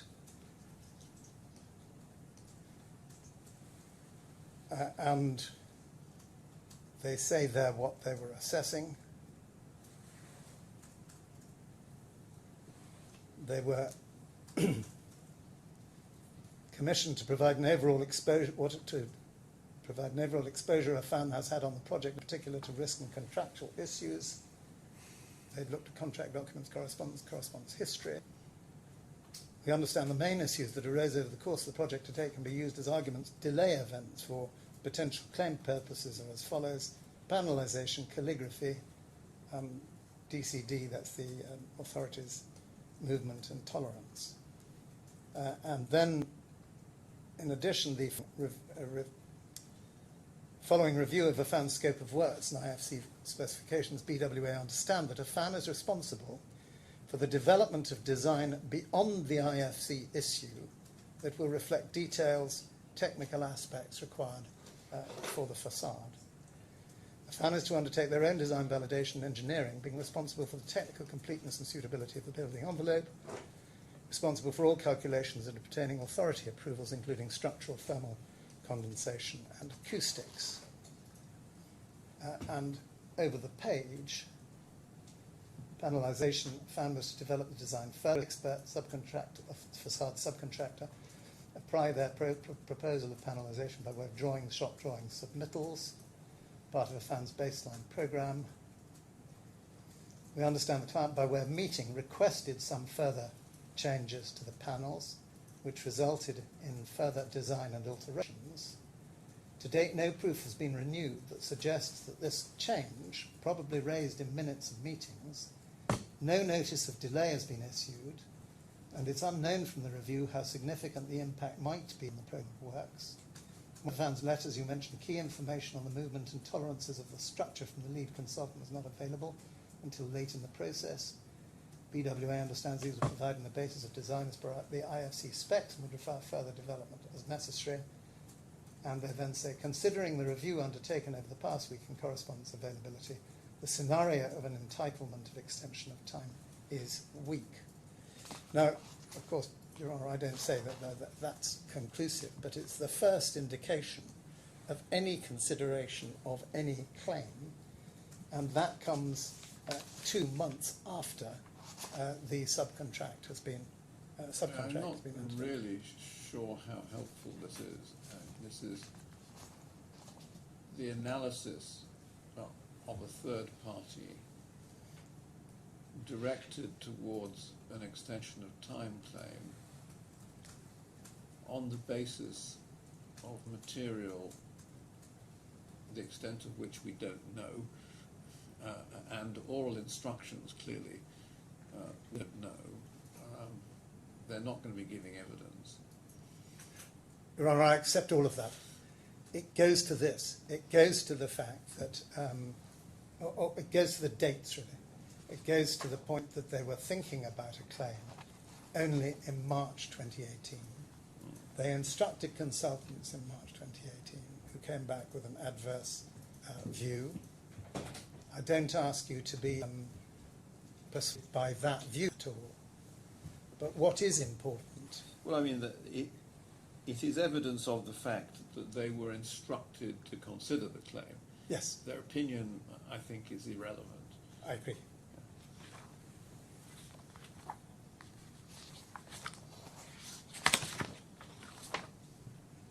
The context, though, is that it was then, not until the 29th of October, 18 months of the meeting of March 20, that founded the variation, 15 months after the approved model, that they wrote a letter which is at page 1723,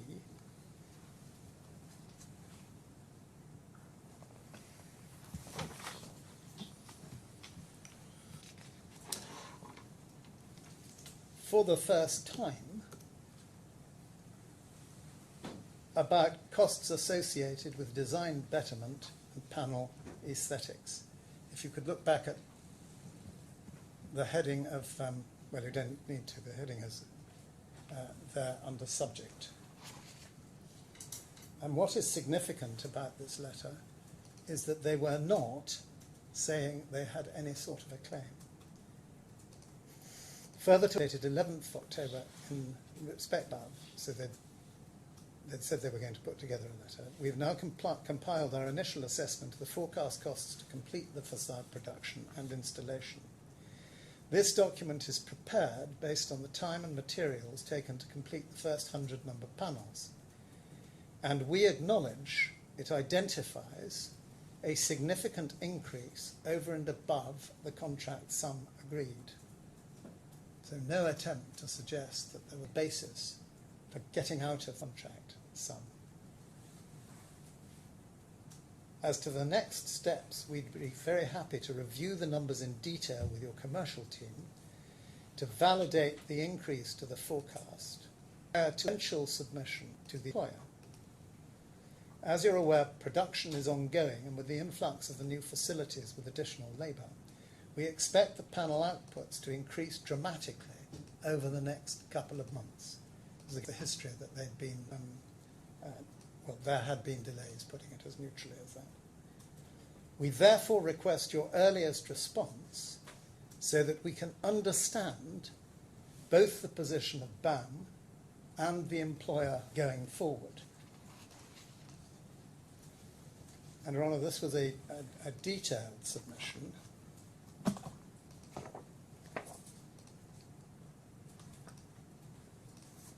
But there is absolutely no suggestion there of any entitlement to a variation, of any variation or of any potential claim. What they do say is they want to know the position. And from a commercial point of view, you can well understand that.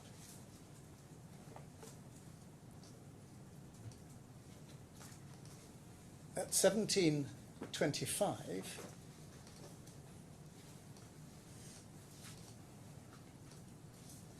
there is a very odd further statement, because a great deal of work was obviously undertaken in relation to this issue. But the key issues that have significantly extended the design period, and therefore costs, are summarised as follows. One, panelisation. The panelisation at IFC stage clearly identifies a single curved 4-metre panel is taking support mid-span between the main digrid members. The option of moving to a floor-to-floor span was considered possible and better aesthetically. This led to the introduction of panels up to 18 metres in length with far more complex geometries. That, Your Honour, is based on a complete misapprehension of the documents.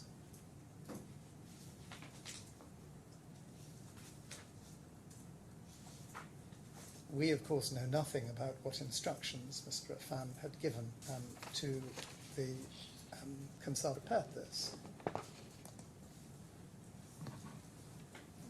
But the panelisation at IFC stage did not identify a single curved 4-metre panel.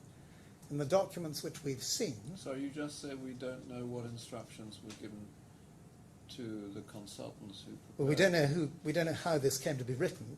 No. Until I cross-examine. Sorry, is this not an annexure to the letter of the 29th of October? Oh, yes. Okay, so yes, it is.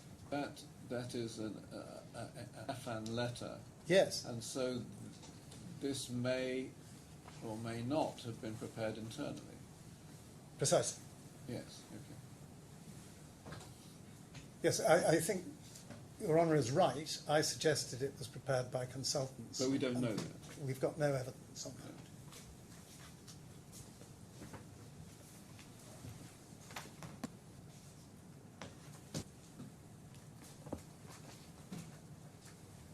But this is a complete misrepresentation of the facts. That we do know, because the panelisation at IFC stage clearly identified a double curved panel, 9-metre nominal size, not taking support mid-span between the main members, only taking support from the floor slab level digrid members.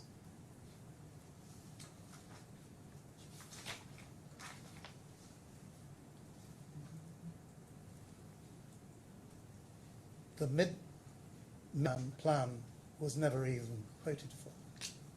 It was merely considered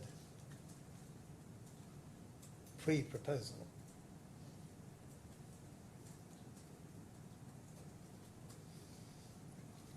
The option of moving to a floor-to-floor span was considered possible and better aesthetically. It happened before ever Affan submitted tender proposals.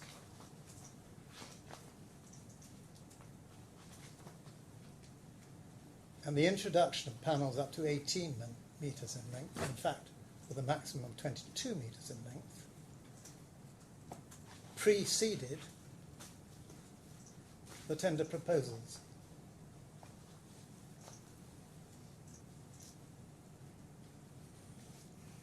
So the proposition set out in the next paragraph that the resulting process of developing the panelisation became a more aesthetically challenged process in trying to identify how the lighting panels and between floors could be achieved. This ultimately had to be approved by N25. The initial solutions are created in 3D using 3D CATIA, but finally 1 to 100 scale models of panelization had to be made to fully appreciate the panel lines and directions. Panelization ultimately extended to a 4-month period before all stakeholders were able to accept the model. So that completely misstates the position. The CATIA model was clearly shown in the tender proposals.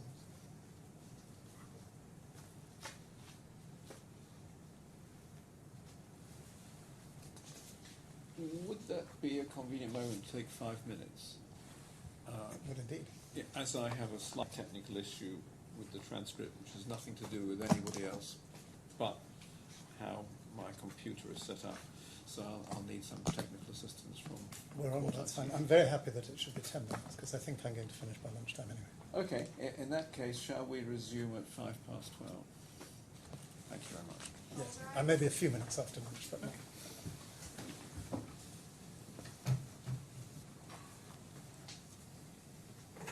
May come in from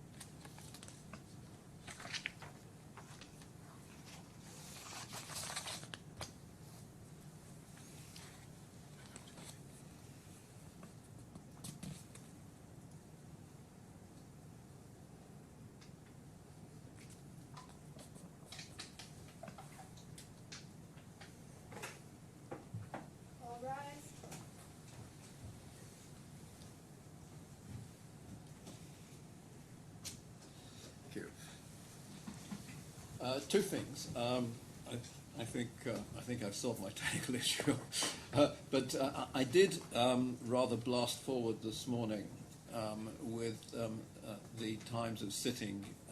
I've now seen your timetable, which finishes at 4 o'clock, and people may have set up meetings on the basis that we're sitting until 4. So I didn't mean to override that by saying we'll sit till 30.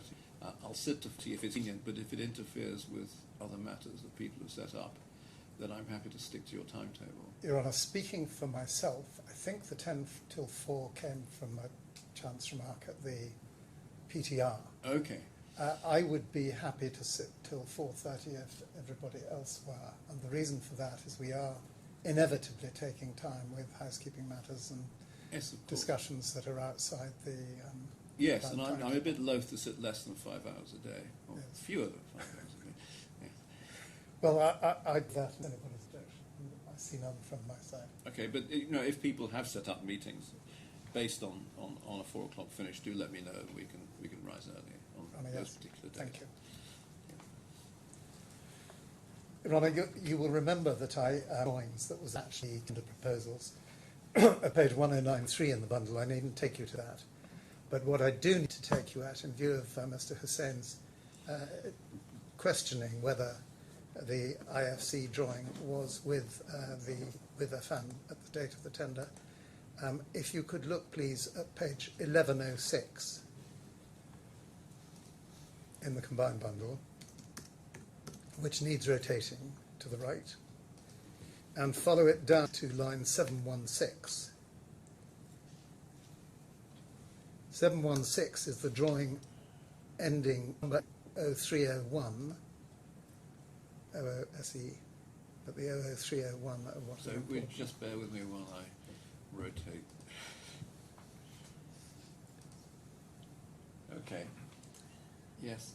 And if you will take it from me, that is exactly the document that is on the right-hand side of Exhibit 1. Sorry, the rotation took me. What document? Down the left-hand side, the documents are numbered, and these are Yes. the tender documents. Yes. And we're looking at 716. 716.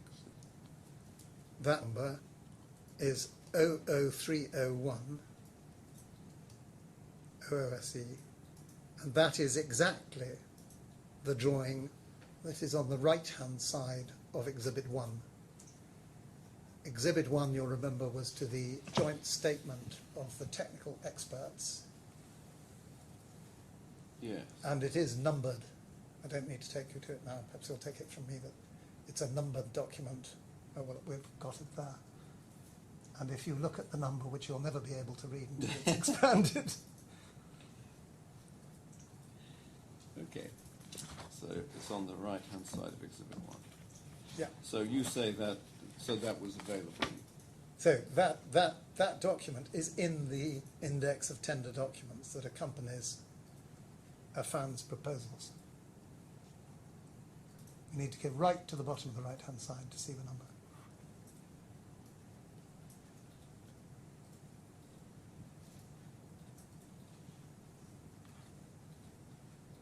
There you go, right at the bottom. I'm sorry, what are you looking at now? I'm looking at the number of the drawing On exhibit. on Exhibit 1. Oh, sorry, okay. I was Oh, still at 16. I'm sometimes forgetting that you don't have the screen that we have. Yes, I'm sorry, I'm using, but I can't annotate. I can only annotate it when Yes. I bring it up myself, and if I don't annotate it, Well, it's quite an important point. So yes, okay. Well, let's go. So I have to go. you have to go to 1106, I've got it. So and then you have to go to exhibit 1. Exhibit 1, the joint statement of the technical Right. If you expert. bear with time to load because of the colour, right? And then I have to blow that up a bit. And go to the bottom right-hand corner. And right at the Got bottom, it. the bottom, the full number. That. Okay. Yes. Right. I need to blow it up a bit.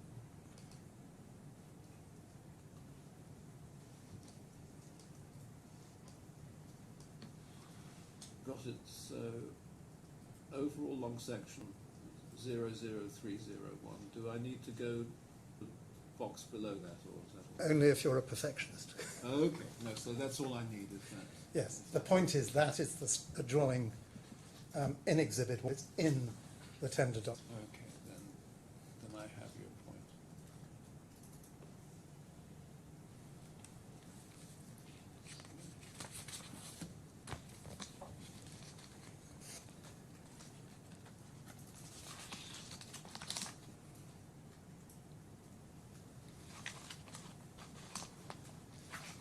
Before the break, we looked briefly at Affan's letter of the 29th of October 2018, that Your Honour correctly pointed out to me was an internal Affan document. We don't know where the advice on which it was based came from.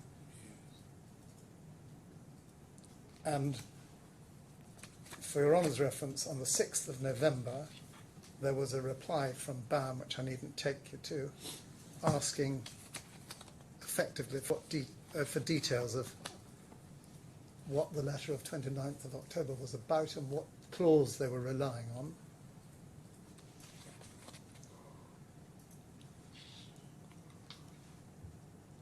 Affan then wrote a further letter towards the end of November, repeating more or less the submission,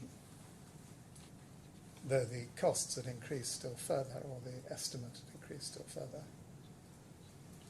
And Your Honour will remember the statements and the entry in the chronology that there was a meeting on the 26th of November following a letter on the 25th of November relating to a fund saying we need 15 million dirhams on account.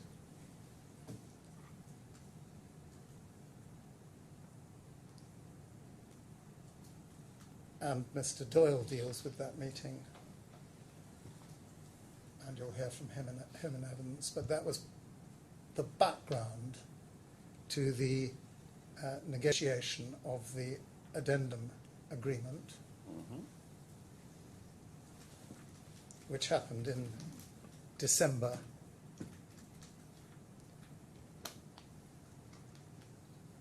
And so the meetings were, I think, between the 5th and the 17th of December.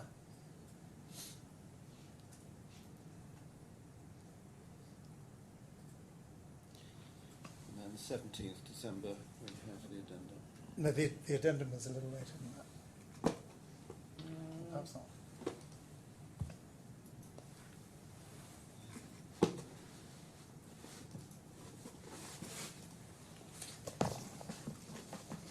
This agreement is made 17th December 2018. I think you're right.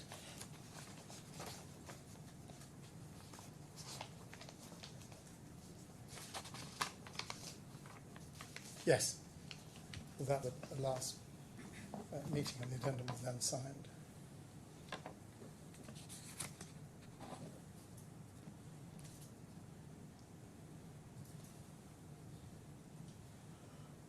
And you'll have seen that in Intel.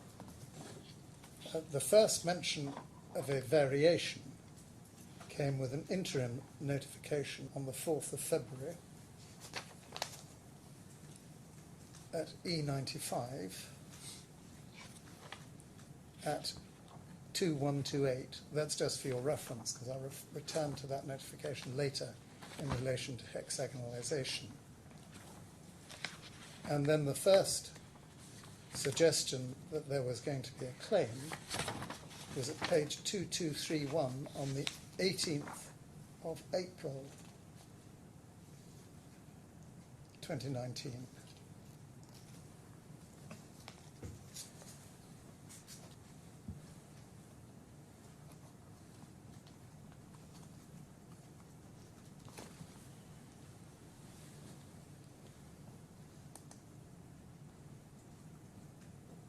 And that talks about, well, is with the submission of the subcontractor's variation for the associated with facade design changes, subcontractor's variation 02, and the covering letter, you'll see says they submit our detailed cost associated with design changes of variation number 02, supported by the following list of documents.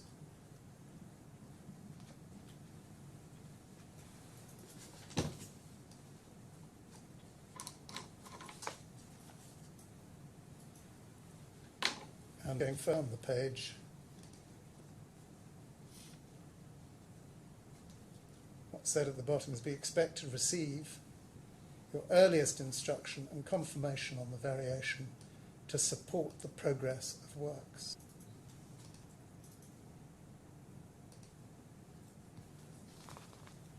And our understanding is that this document, headed Variation 02, was indeed prepared by consultants, probably Consultants House.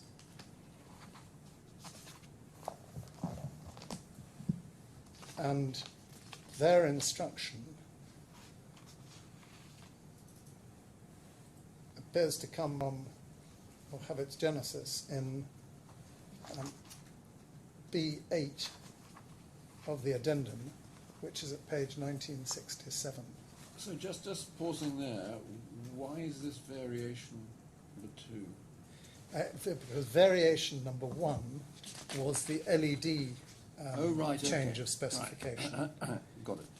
And we know that because they say in this submission that they're preparing variation number 1. And that's And accepted. those have been agreed. That's Yes. accepted as a variation. It is There's an indeed. issue of valuation on that. Yes.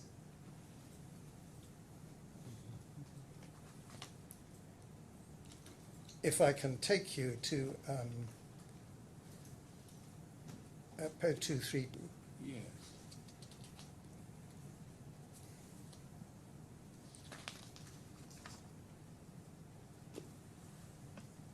So if you look at lot 2, Yes. that says LED reference letter, Affan letter 00102, and to be verified in VO1. Yeah.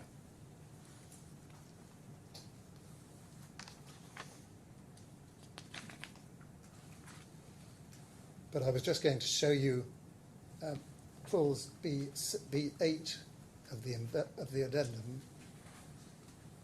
which was an obligation placed on the subcontractor, on Affan. The subcontractor shall employ at his own expense a claims specialist, quantity surveyor, from a recognised and reputable provider of such services to work on substantiation of entitlement for variations and change the subcontract works on an intensive and continuous basis, thereby seeking to secure payment for such changes and variations as have been acted by the contractor and employer project. And of course, by this stage, we know that there was the addition to the LEDs. They'd raised a question of increasing cost of the panelisation, which was resisted. Sorry, And that there were is also B- emissions. Sorry. B8. B8. Thank you. So it's on page 3. Got it. Thank you. So it starts. B starts in 1996. B8 is the third down on 1967.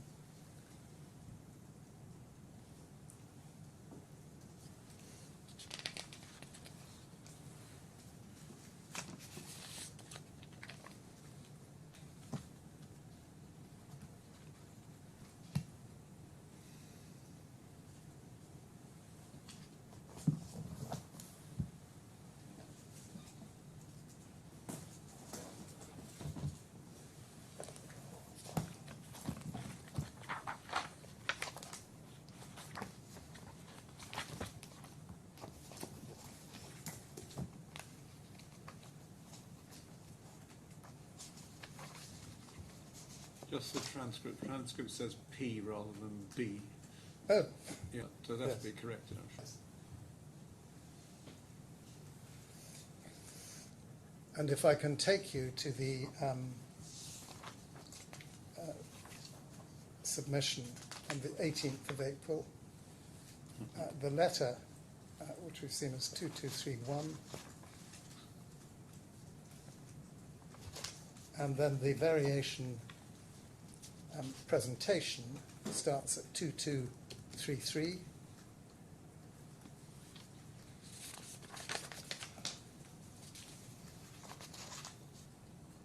And if I can take you to the executive summary at 2235,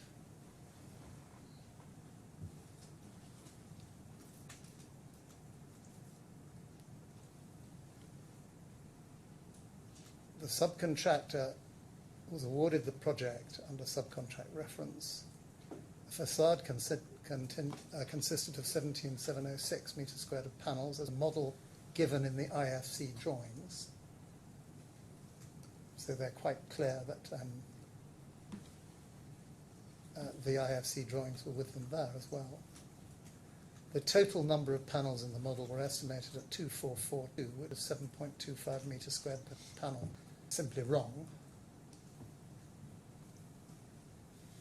Panelization intent described in the facade contract documentation clearly defines the facades to achieve a single curve by faceted panels. Again, that is simply wrong. We've seen the tender proposals. They talk about the 9x2 and they talk about double curvature.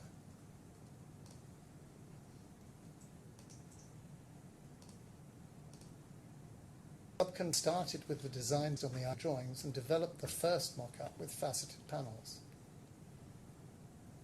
Again, I don't understand where they got that from. The tender proposals were based on the IFC drawings and showed, as we've seen, double curved panels.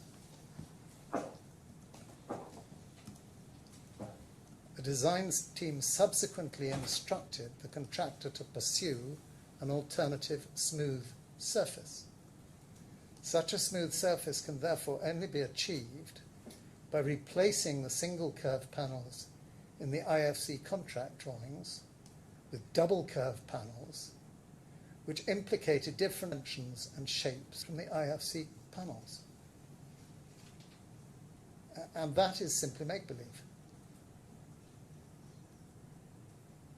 Double curved panels from the outset, and the double curved panels were what would give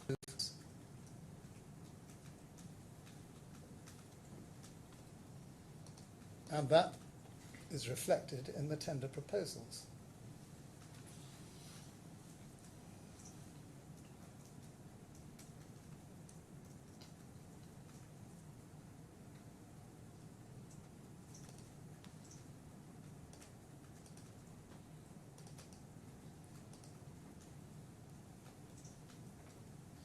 And then what's said is the subcontractor carried out several mock-ups and several weekly design meetings, and finally the design and shape of the panels was approved after presenting mock-up number 5.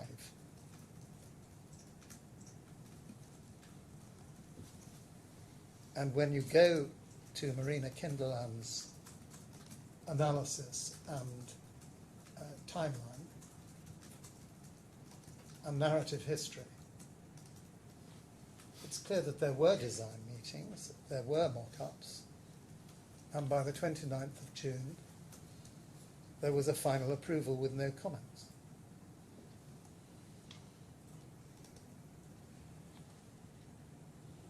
But there is no substantial change in design between the first model and the final approved model.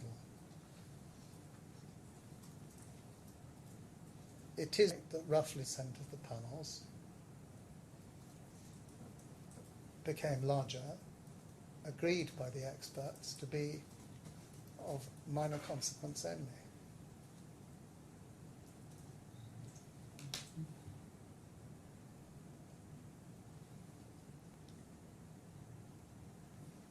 And then there's this sentence: this change in design constituted a change in the IFC drawings from simple curved faceted panels to a complex curved panels.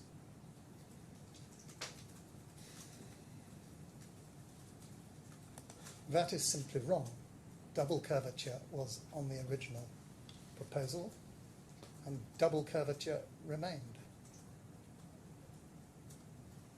I'll be corrected if I'm wrong, but for my part, I find the concept of simple curved faceted panels a little difficult, because faceted panels are generally and meet at corners, and that's how you get the curve, because lots of panels together give curvature. But I suppose you can have curved faceted panels which are both curved and faceted, but that isn't this case. This case, there are no faceted panels. They're all curved panels, and they're double curvature. And the double curvature is necessary because of the shape of the torus.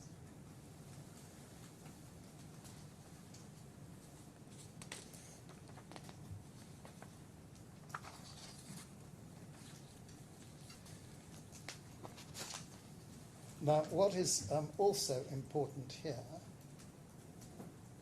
is that if you look at the list of variations for which they were claiming that there was a value, on page 2236,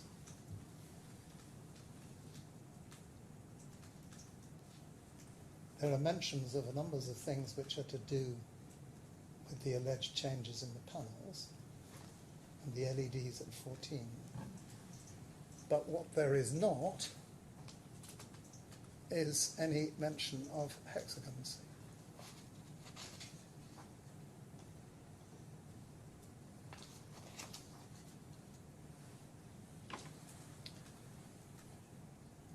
And it is to hexagons that I now turn. I dealt with this briefly in my skeleton argument at paragraph 15, and in the run of emails between the 2nd and the 20 at Appendix 1, to which we referred earlier, and they're E1673, 1684-5, 1684, and 1683. And we don't need to look them up now.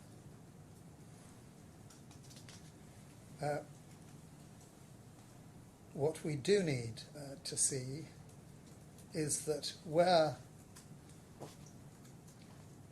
BAM referred to a notice given to Bureau Happold under 21C of the main contract,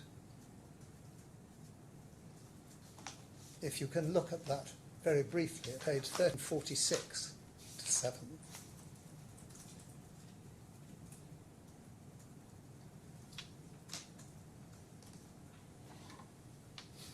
We've got 21A on the screen. If we could go down to 21C, 21C, that's it. Where an event has a continuing effect, or where the contractor is unable to determine whether the effect of an event shall actually cause delay to the progress of the works, or entitle it to any additional payment, or costs or other relief from its actions. So it's not practical for the contractor to give notice in accordance with 21A, which is a firm notice of claim, effectively. If you go up to look at 21A, you'll see that. So 21A is contractor considers it to be entitled. And then under 21C, paraphrasing, if he doesn't, whether more than 14 days after the event is first given notice to the employer to the effect with reasons and particulars, including details of likely consequences and so forth, and will be submitted in place of the notice required by 21A. The contractor shall then submit to the employer's going to go on. Can we have the rest of 21C on the screen, please? Representative at intervals of 30 days, further interim written particulars until the actual event or delay caused should be ascertainable. So paraphrasing, this is, if he does so, he should give notice of the circumstances, warn of a claim, which he then follow up with further interim notices, and ultimately, if he was going to make a claim, there'd be a full claim notice under 21A. None of that happened in this case.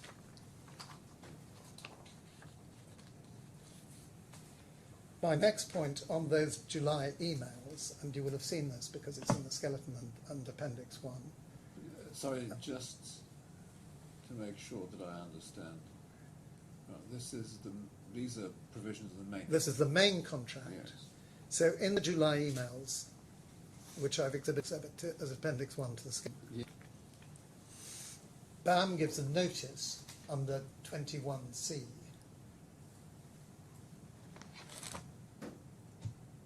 Which is the one where BAM says, well, the subcontractor says they've got a claim for a variation. We take the view they make it right. Okay, I'm familiar with that. That so- one. And he then says, treat this as a notice under 21C, Okay, that's the which is an I don't know notice, but I may have a claim. Yeah, yeah. Then I understand the relevance. Thank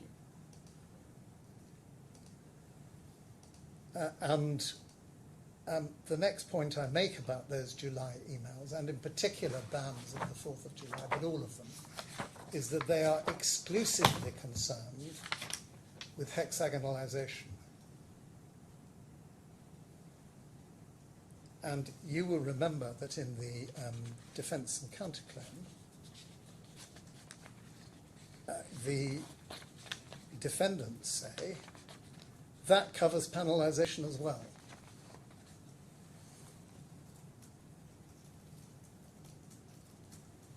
We say that is entirely artificial.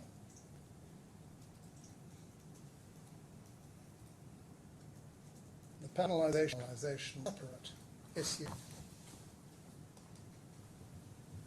and were treated separately. And the reality is that hexagonalization was introduced, just as Bureau Happel said in their email of the 18th of July, to assist Affan with difficulties of what's been called, perhaps inelegantly but accurately, drapeability and bondability.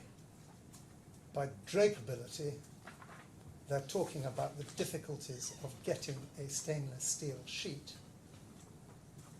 to bend over a curved surface elegantly and to retain its smoothness. And bondability, broadly, to get it to stick. Mr. Condon, who is the hexagonalization, deals with this in section 4 of AESG's first report.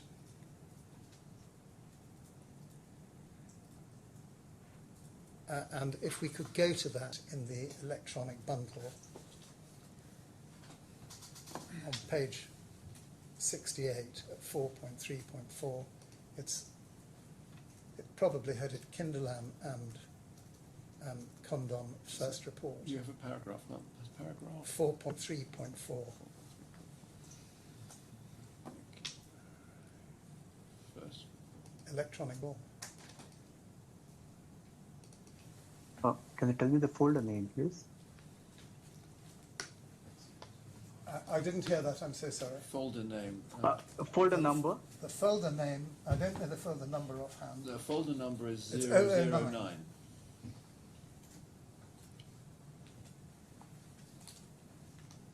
Page 60. Page 68. 4, 3, 4. I have it. Thank you. So we're at page 68, and it's 4.3.4.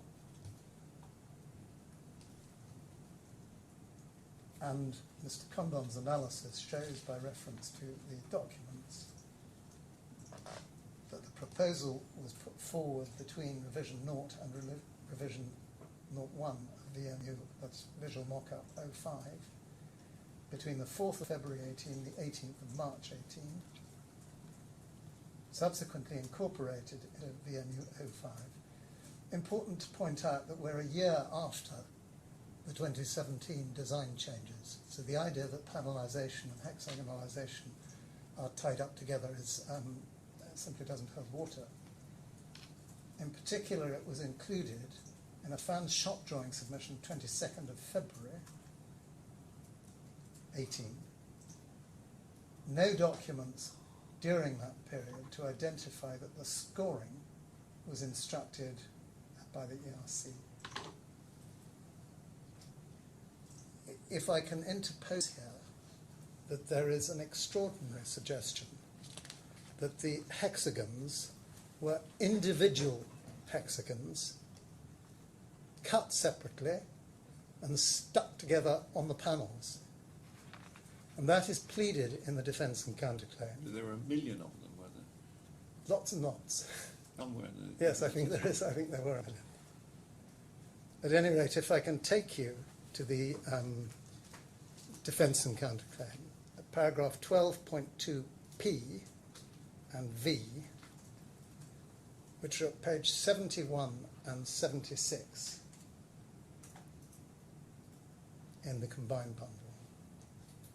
So at P, this revision in design intent. I'm just switching documents. You'll have to.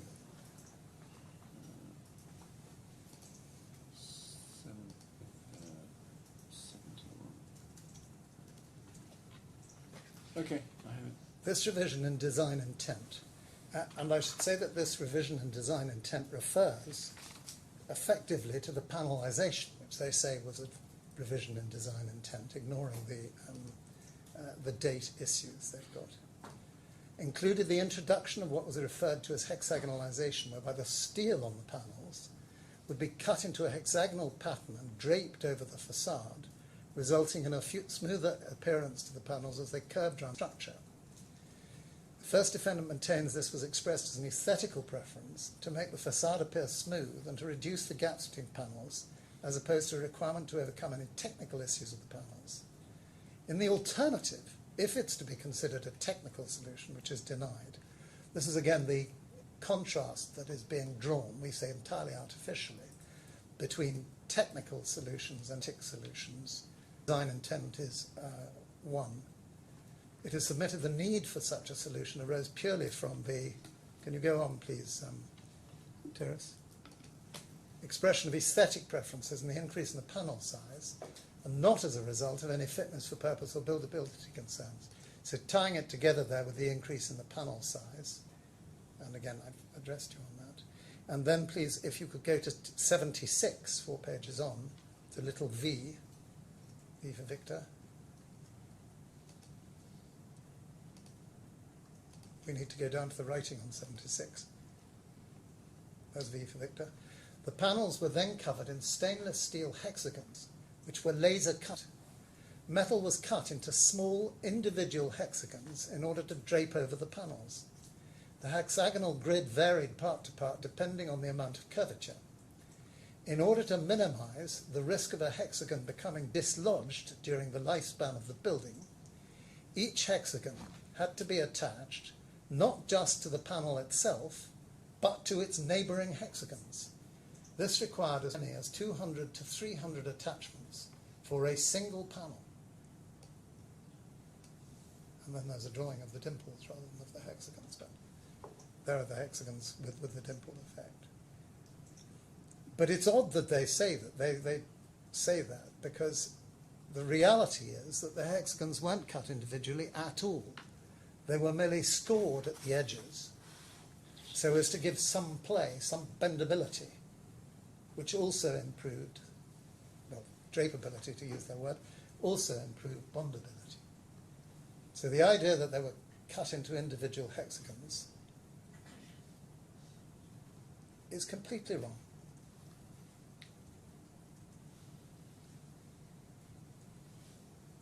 And again I make the point that this is painted in the defence and counterclaim as part of the killer preferred scheme.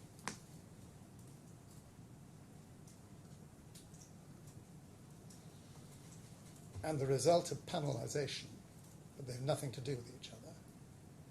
And I make the further point that this suggestion would be utterly impractical. No doubt would have been also massively more expensive.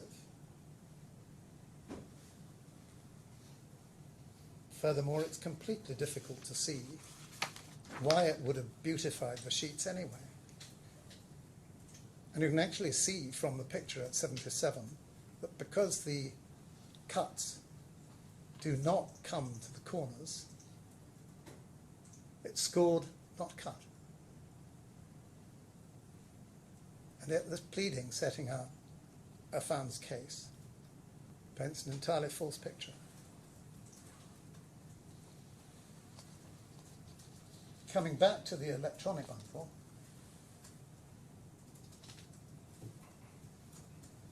with that, further into the project timetable,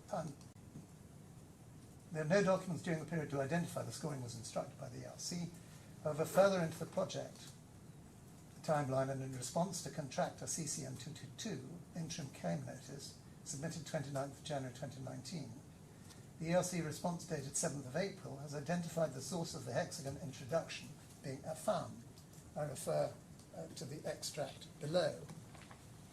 And what is said by the engineer is following the debonding of the VMU Rev 00 panels and further considering that those panels were not as curved as the other panels in areas of the building, a fundamental solution for fabricating the panels did not exist.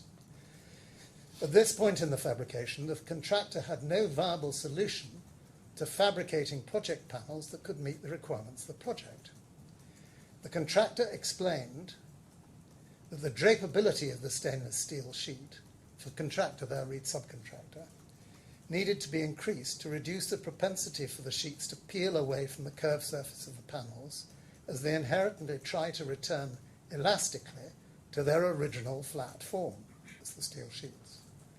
The contractor showed the client a previous concept of cutting relief slots in large-scale hexagon shapes, which they'd explored during pre-tender. So what they're saying is that Mr. Affan actually showed the engineer, I think that means, a previous concept of cutting relief slots in large-scale hexagon shapes, which they'd previously explored. As a proposed solution, Affan developed a prototype panel of stainless steel using smaller hexagons cut and laid over a foam mold to assess immediately all the contractor's issues relating to the debonding and drapability, ultimately providing a viable solution for the facade panels to the project. The contractor requested that the engineer assist with enabling this solution to be acceptable to the client, that's the employer. The engineer assisted the contractor in the process of presenting this solution to the client, assisting in describing that it solved the issues that the contractor had experienced to date. Your Honour, I pause there to say that if this account is the reality, which the engineer says it is, that could not possibly found a claim for a variation. The subcontractor here, the contractor who's taken over this facade, has the responsibility to develop the design. He knows he's got to achieve drapability. He knows he's got to achieve bondability, because otherwise he's in breach of contract. And this solution is produced by him to meet difficulties that he's having with his own contractual obligations. And the employer's engineer is helping him to get it past the employer, if I can put it colloquially in that way. Well, they may be collaborating to achieve the desired result. That's right. Your Honour, given that this is now being submitted as fact, you'll be aware that this is the document that I am applying to have the response and underlying correspondence disclosed. Yes, I We've thought got it was. I thought it was familiar when I saw the reference. My learned friend is suggesting this is factually correct when we have no production from his side of the 20 claims mentioned by his client in the same. Well, let's wait and see what arrives or can be agreed. I'm going to consider that. I haven't had the single opportunity. No. You've been on your feet all morning, of course. Well, and actually preparing to be on my feet all weekend. So the application is put on Thursday, just to put on the record. The resulting need to resolve the curvature issue through relieving the stainless steel, rather than having had the opportunity to address these issues through the fundamentals of the panelization, was due to the contractor's approach to the design process and their proposed panelization. It's clear that the programme did not adequately reflect the time the contractor needed to validate the proposals. The programme was set by the contractor. The engineer had raised these same concerns in our letters to the contractor regarding the review testing the contractor had not carried out in order to assess the curvature capabilities of stainless steel And to do And so, that's a bit more tendentious, isn't it? So, Yes. no doubt disclosure will. no, we'll deal with that.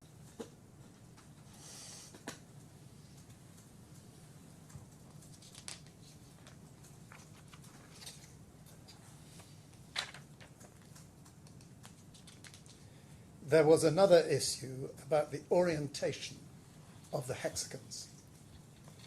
And the orientation changed at the suggestion of the engineer, so that the hexagons would be scored with the flat side at the top, rather than points of the hexagon at the top of the panel.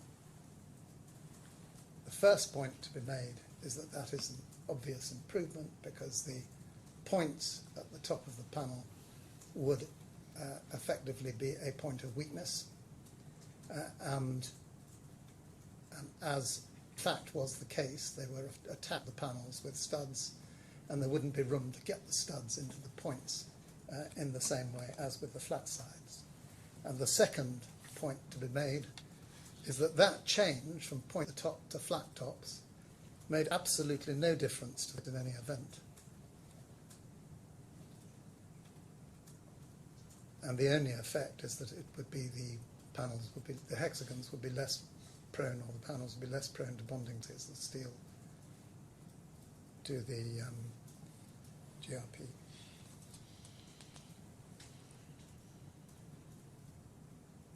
So I mentioned earlier the initial notification of a potential variation claim on the 4th of February 2019.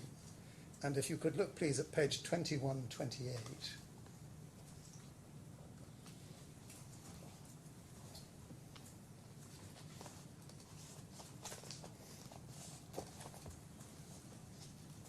And I said I'd return to it in relation to the hexagons.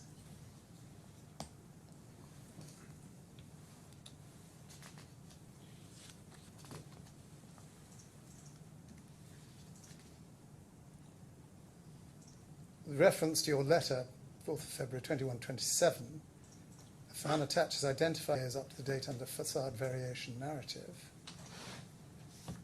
Affan is working with claim consultants. I'm sorry, I'm on 2127 at the moment. If we can go back a page. There, I'm sorry about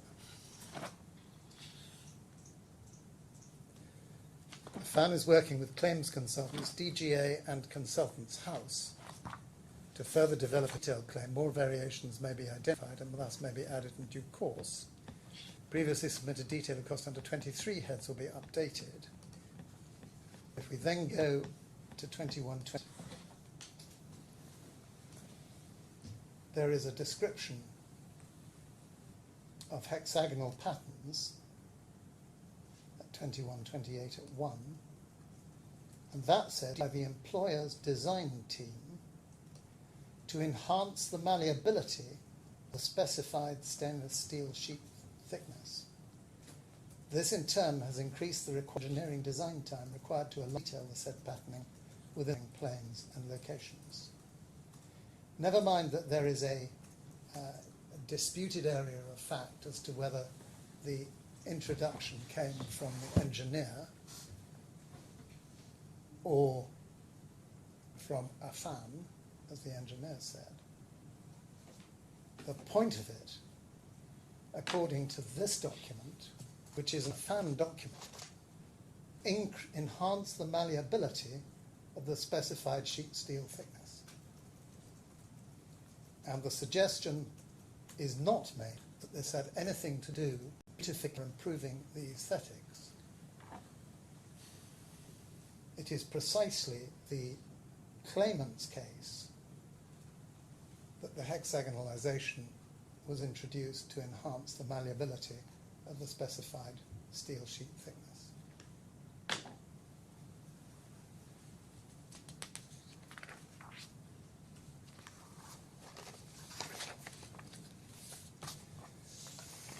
Now, this was the 4th of February, but when we come to the presentation of the 18th of April, which we looked at in relation to panelization, if I can take you to E2233,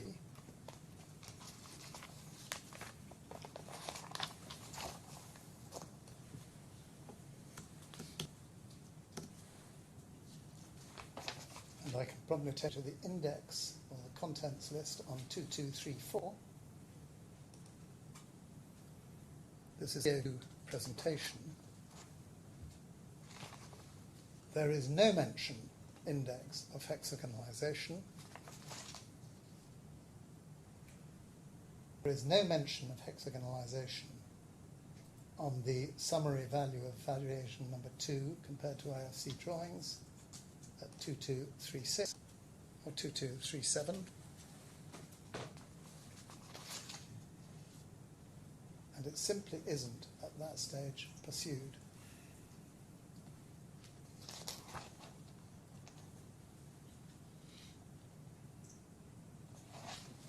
And that is important because this is 10 months after the July 18 exchange of emails.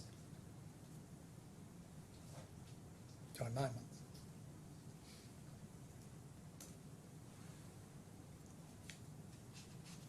And you may well draw the inference that hexagons have by this stage been put to bed, even they subsequently read their head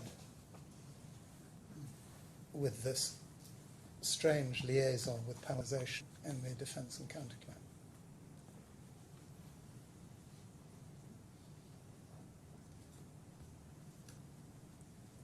Your Honour, the other variation items, brackets, foam milling and so forth, are all parasitic on the defendant's counterclaim based upon the increase in size of 70% of the panels, except for the LEDs, which is admitted save as to quantum. And for your reference, they're to be found in the combined bundle at D 103 to 110.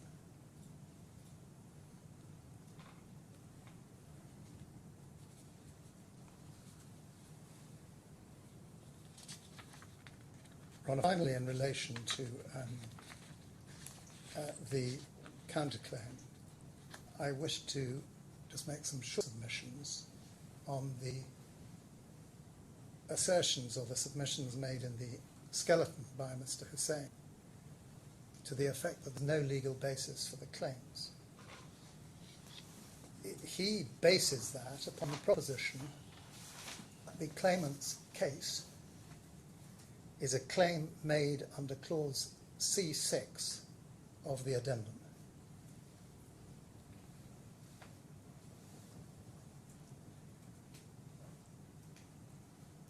It is not such a claim, nor is it pleaded as such. It is pleaded foursquare as a claim for damages for breach of contract. The breaches are out in a long letter of the 23rd of June 2019, and that is in the bundle appended to an email of the 11th of May 2020, so it appears out of order, at 2712 to 15.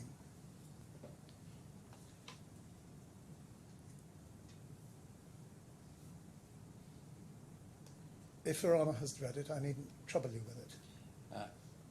Unless you We want will. to go to detail, but I've certainly read it. We will come back to it, and what I will do is you will see at the beginning of that letter that there are a large number of letters referred to as history of breach of contract.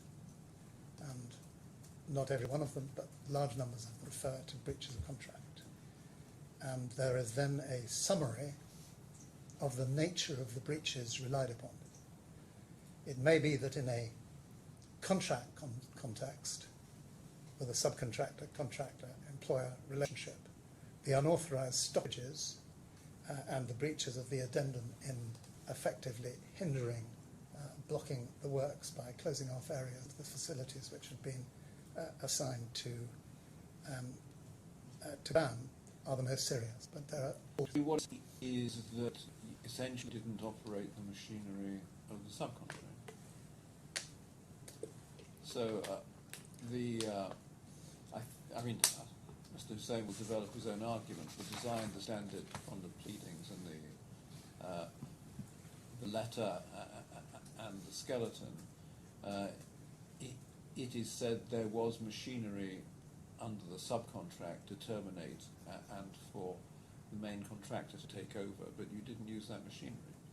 What he says in terms is that the only way to deal with it is by treating the breaches as a repudiation of contract. No, I know that I don't think that. Well, he'll make his own case. Yes. He's saying, I think with respect, that's a forensic Aunt Sally. I don't want to put it on Aunt Sally. As I understand the submission, is the correct way to deal with it is under the machinery of the subcontract, and by not doing that, one is left in this area of repudiation, and it's asked rhetorically, how does that work under UAE law? But anyway, he'll make his own submission. But that Yes. so far is my understanding. Yes. What we say about this is that the addendum gives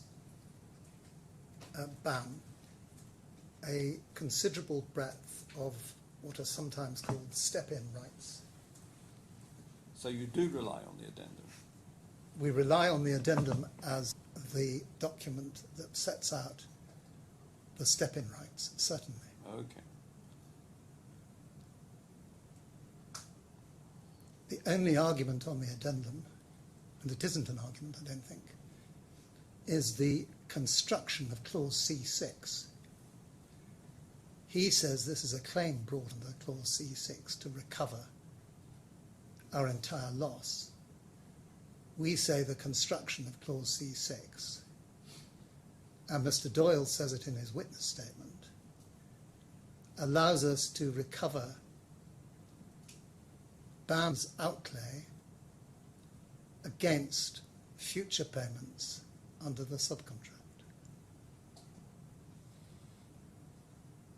In other words, we can get a settlement. That doesn't displace any of BAM's rights to exercise step-in rights under the subcontract. Nor does it displace any of the obligations of Affan under the addendum to permit the contractor effectively to take over the works. Can you show me where in the addendum the contractor has step-in rights? Yes, by all means.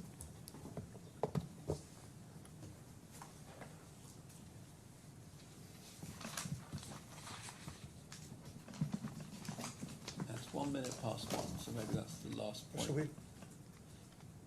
Can I just, while it's fresh in my mind, Yes, of course. if you'd be kind enough just to take me to the addendum. No need to develop it now, but just for my note and reading, where I find the step-in rights in the addendum.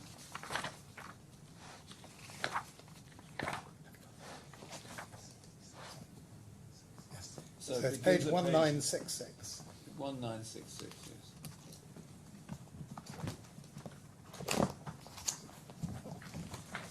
The addendum is 1966. Yes, it starts at 1965, Yes. and the step-in rights, everything under B, well, not everything, but it starts with 1. The subcontractor will allow the contractor full unimpeded access and use of the subcontractor's staff, labour, equipment, documentation, and any other things required for the fabrication of the subcontractor's works as completed and not yet installed, partially fabricated, in the factories as stock, ordered and to be delivered, and to be determined. The factories and facilities that are required for the fabrication, dispatch, and installation of the subcontract works, including but not limited to that's the Dubai Investment Park, Altea, Gulf Gypsum Industries, taking metal industry. These are all the premises used by Affan, all in Dubai, UAE, or any other location where any part of the subcontract works are being fabricated or performed, the facilities. The definition of the site under the terms of the subcontract and or the main contract shall henceforth be extended to include the facilities as described herein.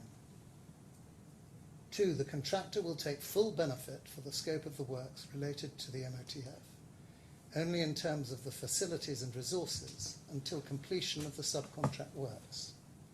So the subcontractor shall remain liable to obtain and maintain all legal and regulatory approvals and documents for both the facilities and resources, all by agreement under this document. I don't ask you to read everything, but where do I find circumstances which to step and take over from? The circumstances are the background of this addendum, because the addendum takings by the subcontractor are given in consideration of the undertakings by the contractor, effectively to keep the project going financially by paying Affan.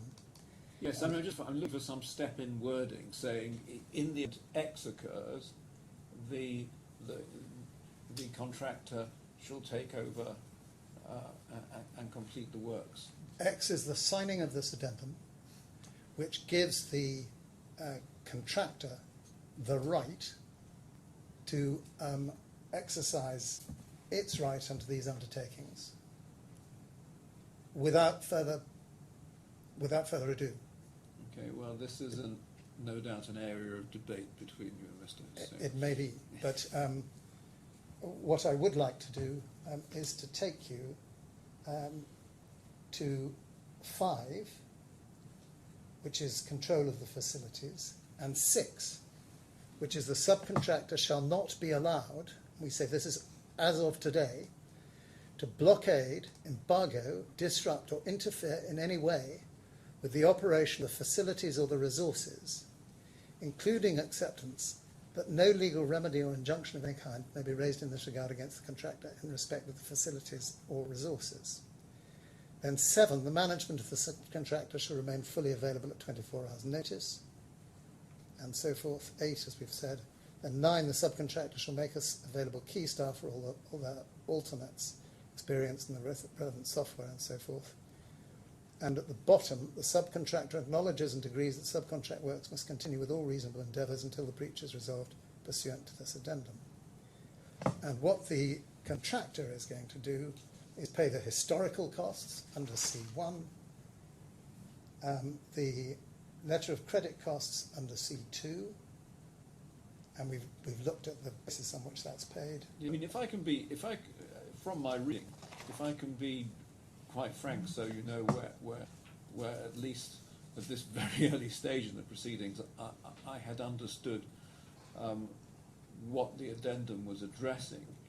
I thought the addendum addressed the fact that the subcontractor was getting advances by way of financial assistance from the contractor, and that the function of this document was to give access to the contractor to, if you like, to open the books so that the contractor could audit and ensure that these payments were being applied correctly and would be ultimately set off against what was payable under the contract. Well, it does go far further than that. Okay. And we say the undertakings under B allow the contractor effectively to take over the works, because he's got unimpeded access and use of subcontractor staff, labour, equipment, etc., and the documentation. I needn't read it again. So but if you the and use it. Yeah. Okay. He's basically allowed to take over. And there are any number of obligations on the subcontractor. Okay, well, that's very helpful understanding. B6 is very important because of the blockade, embargo, and disrupt and interfere. And if you read, as I will ask you to do at some stage, but during the course of this hearing necessarily, the letters that are referred to at the top of the letter of the 23rd of June, you'll see that an awful lot of this is about stoppages of work, locking out the contractor from use of the facilities, non-availability of staff, and basically non-cooperation. Those breaches made the contract, from BAM's point of view, unworkable. And BAM's case is that they had then absolutely no option but to treat the breaches as a reason to exercise the rights in full under the B clauses. I see. And they hadn't previously effectively taken over the works, which is why we use the phrase take over the works, but that's not a term of art. It's a term of what happened on the ground in effect. And I've gone on till nearly 10 past 1, but perhaps... No, that's extremely helpful to me understanding the significance of the addendum. We should say it had slightly passed me by about the step-in rights. Why I was interested to hear you on, and thank you very much. Well, let's... well, first of all, how are you getting on for time? well, I'm on page 20 out of 23, so we're not far off. Most of the rest is narrative rather than... Okay, so... narrative. If we rise until 10, you might finish by 2. Oh, I'm bound to. Unless you... So I am going to address you on UAE law, on Article 389. Yes. I have obtained some authorities which at present are in Arabic, though they've now were in Arabic when I came in this morning. They're now translated. I shall read them over the lunch and adjournment. If they're helpful, I shall put them before you, but I won't develop submissions upon them necessarily. And not yet. No. I will give, of course, later. Well, later if they're relevant. And I will give Mr. Hussain later. So. Yes, of course. And Mr. Hussain, I'm not holding you to this because we've gone slightly over lunch, but do you think you'll finish your opening today, or would you likely have some time tomorrow? I might not finish today, Your Honour, but I'll definitely finish Mr. Doyle by tomorrow, so I'll catch up. So we're still on track then. Oh yes, I'm confident certainly on my side. That okay, thank you very much indeed. In which case, no problem. Let us rise now until 10 past 2. Thanks. All rise.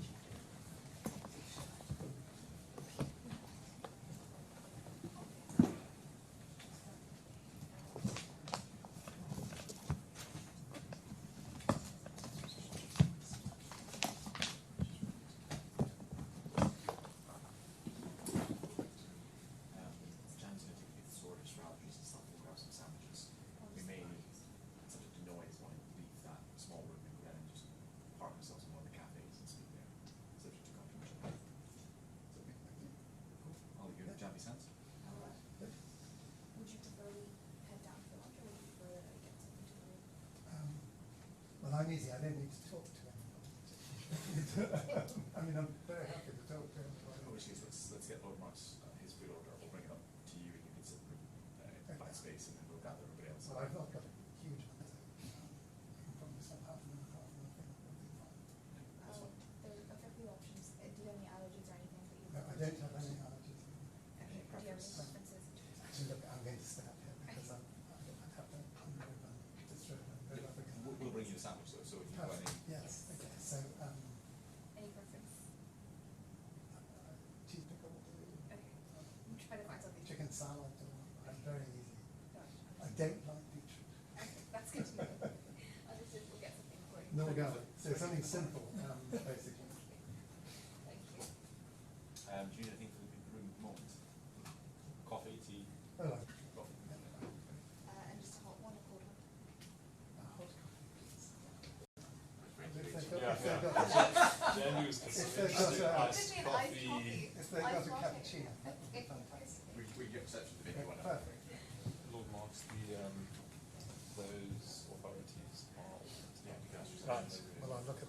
And we better look, think you can come at some stage. Go and have some lunch first. And any comments, so that's all for after Yeah. my, Yeah. that's fine. Okay.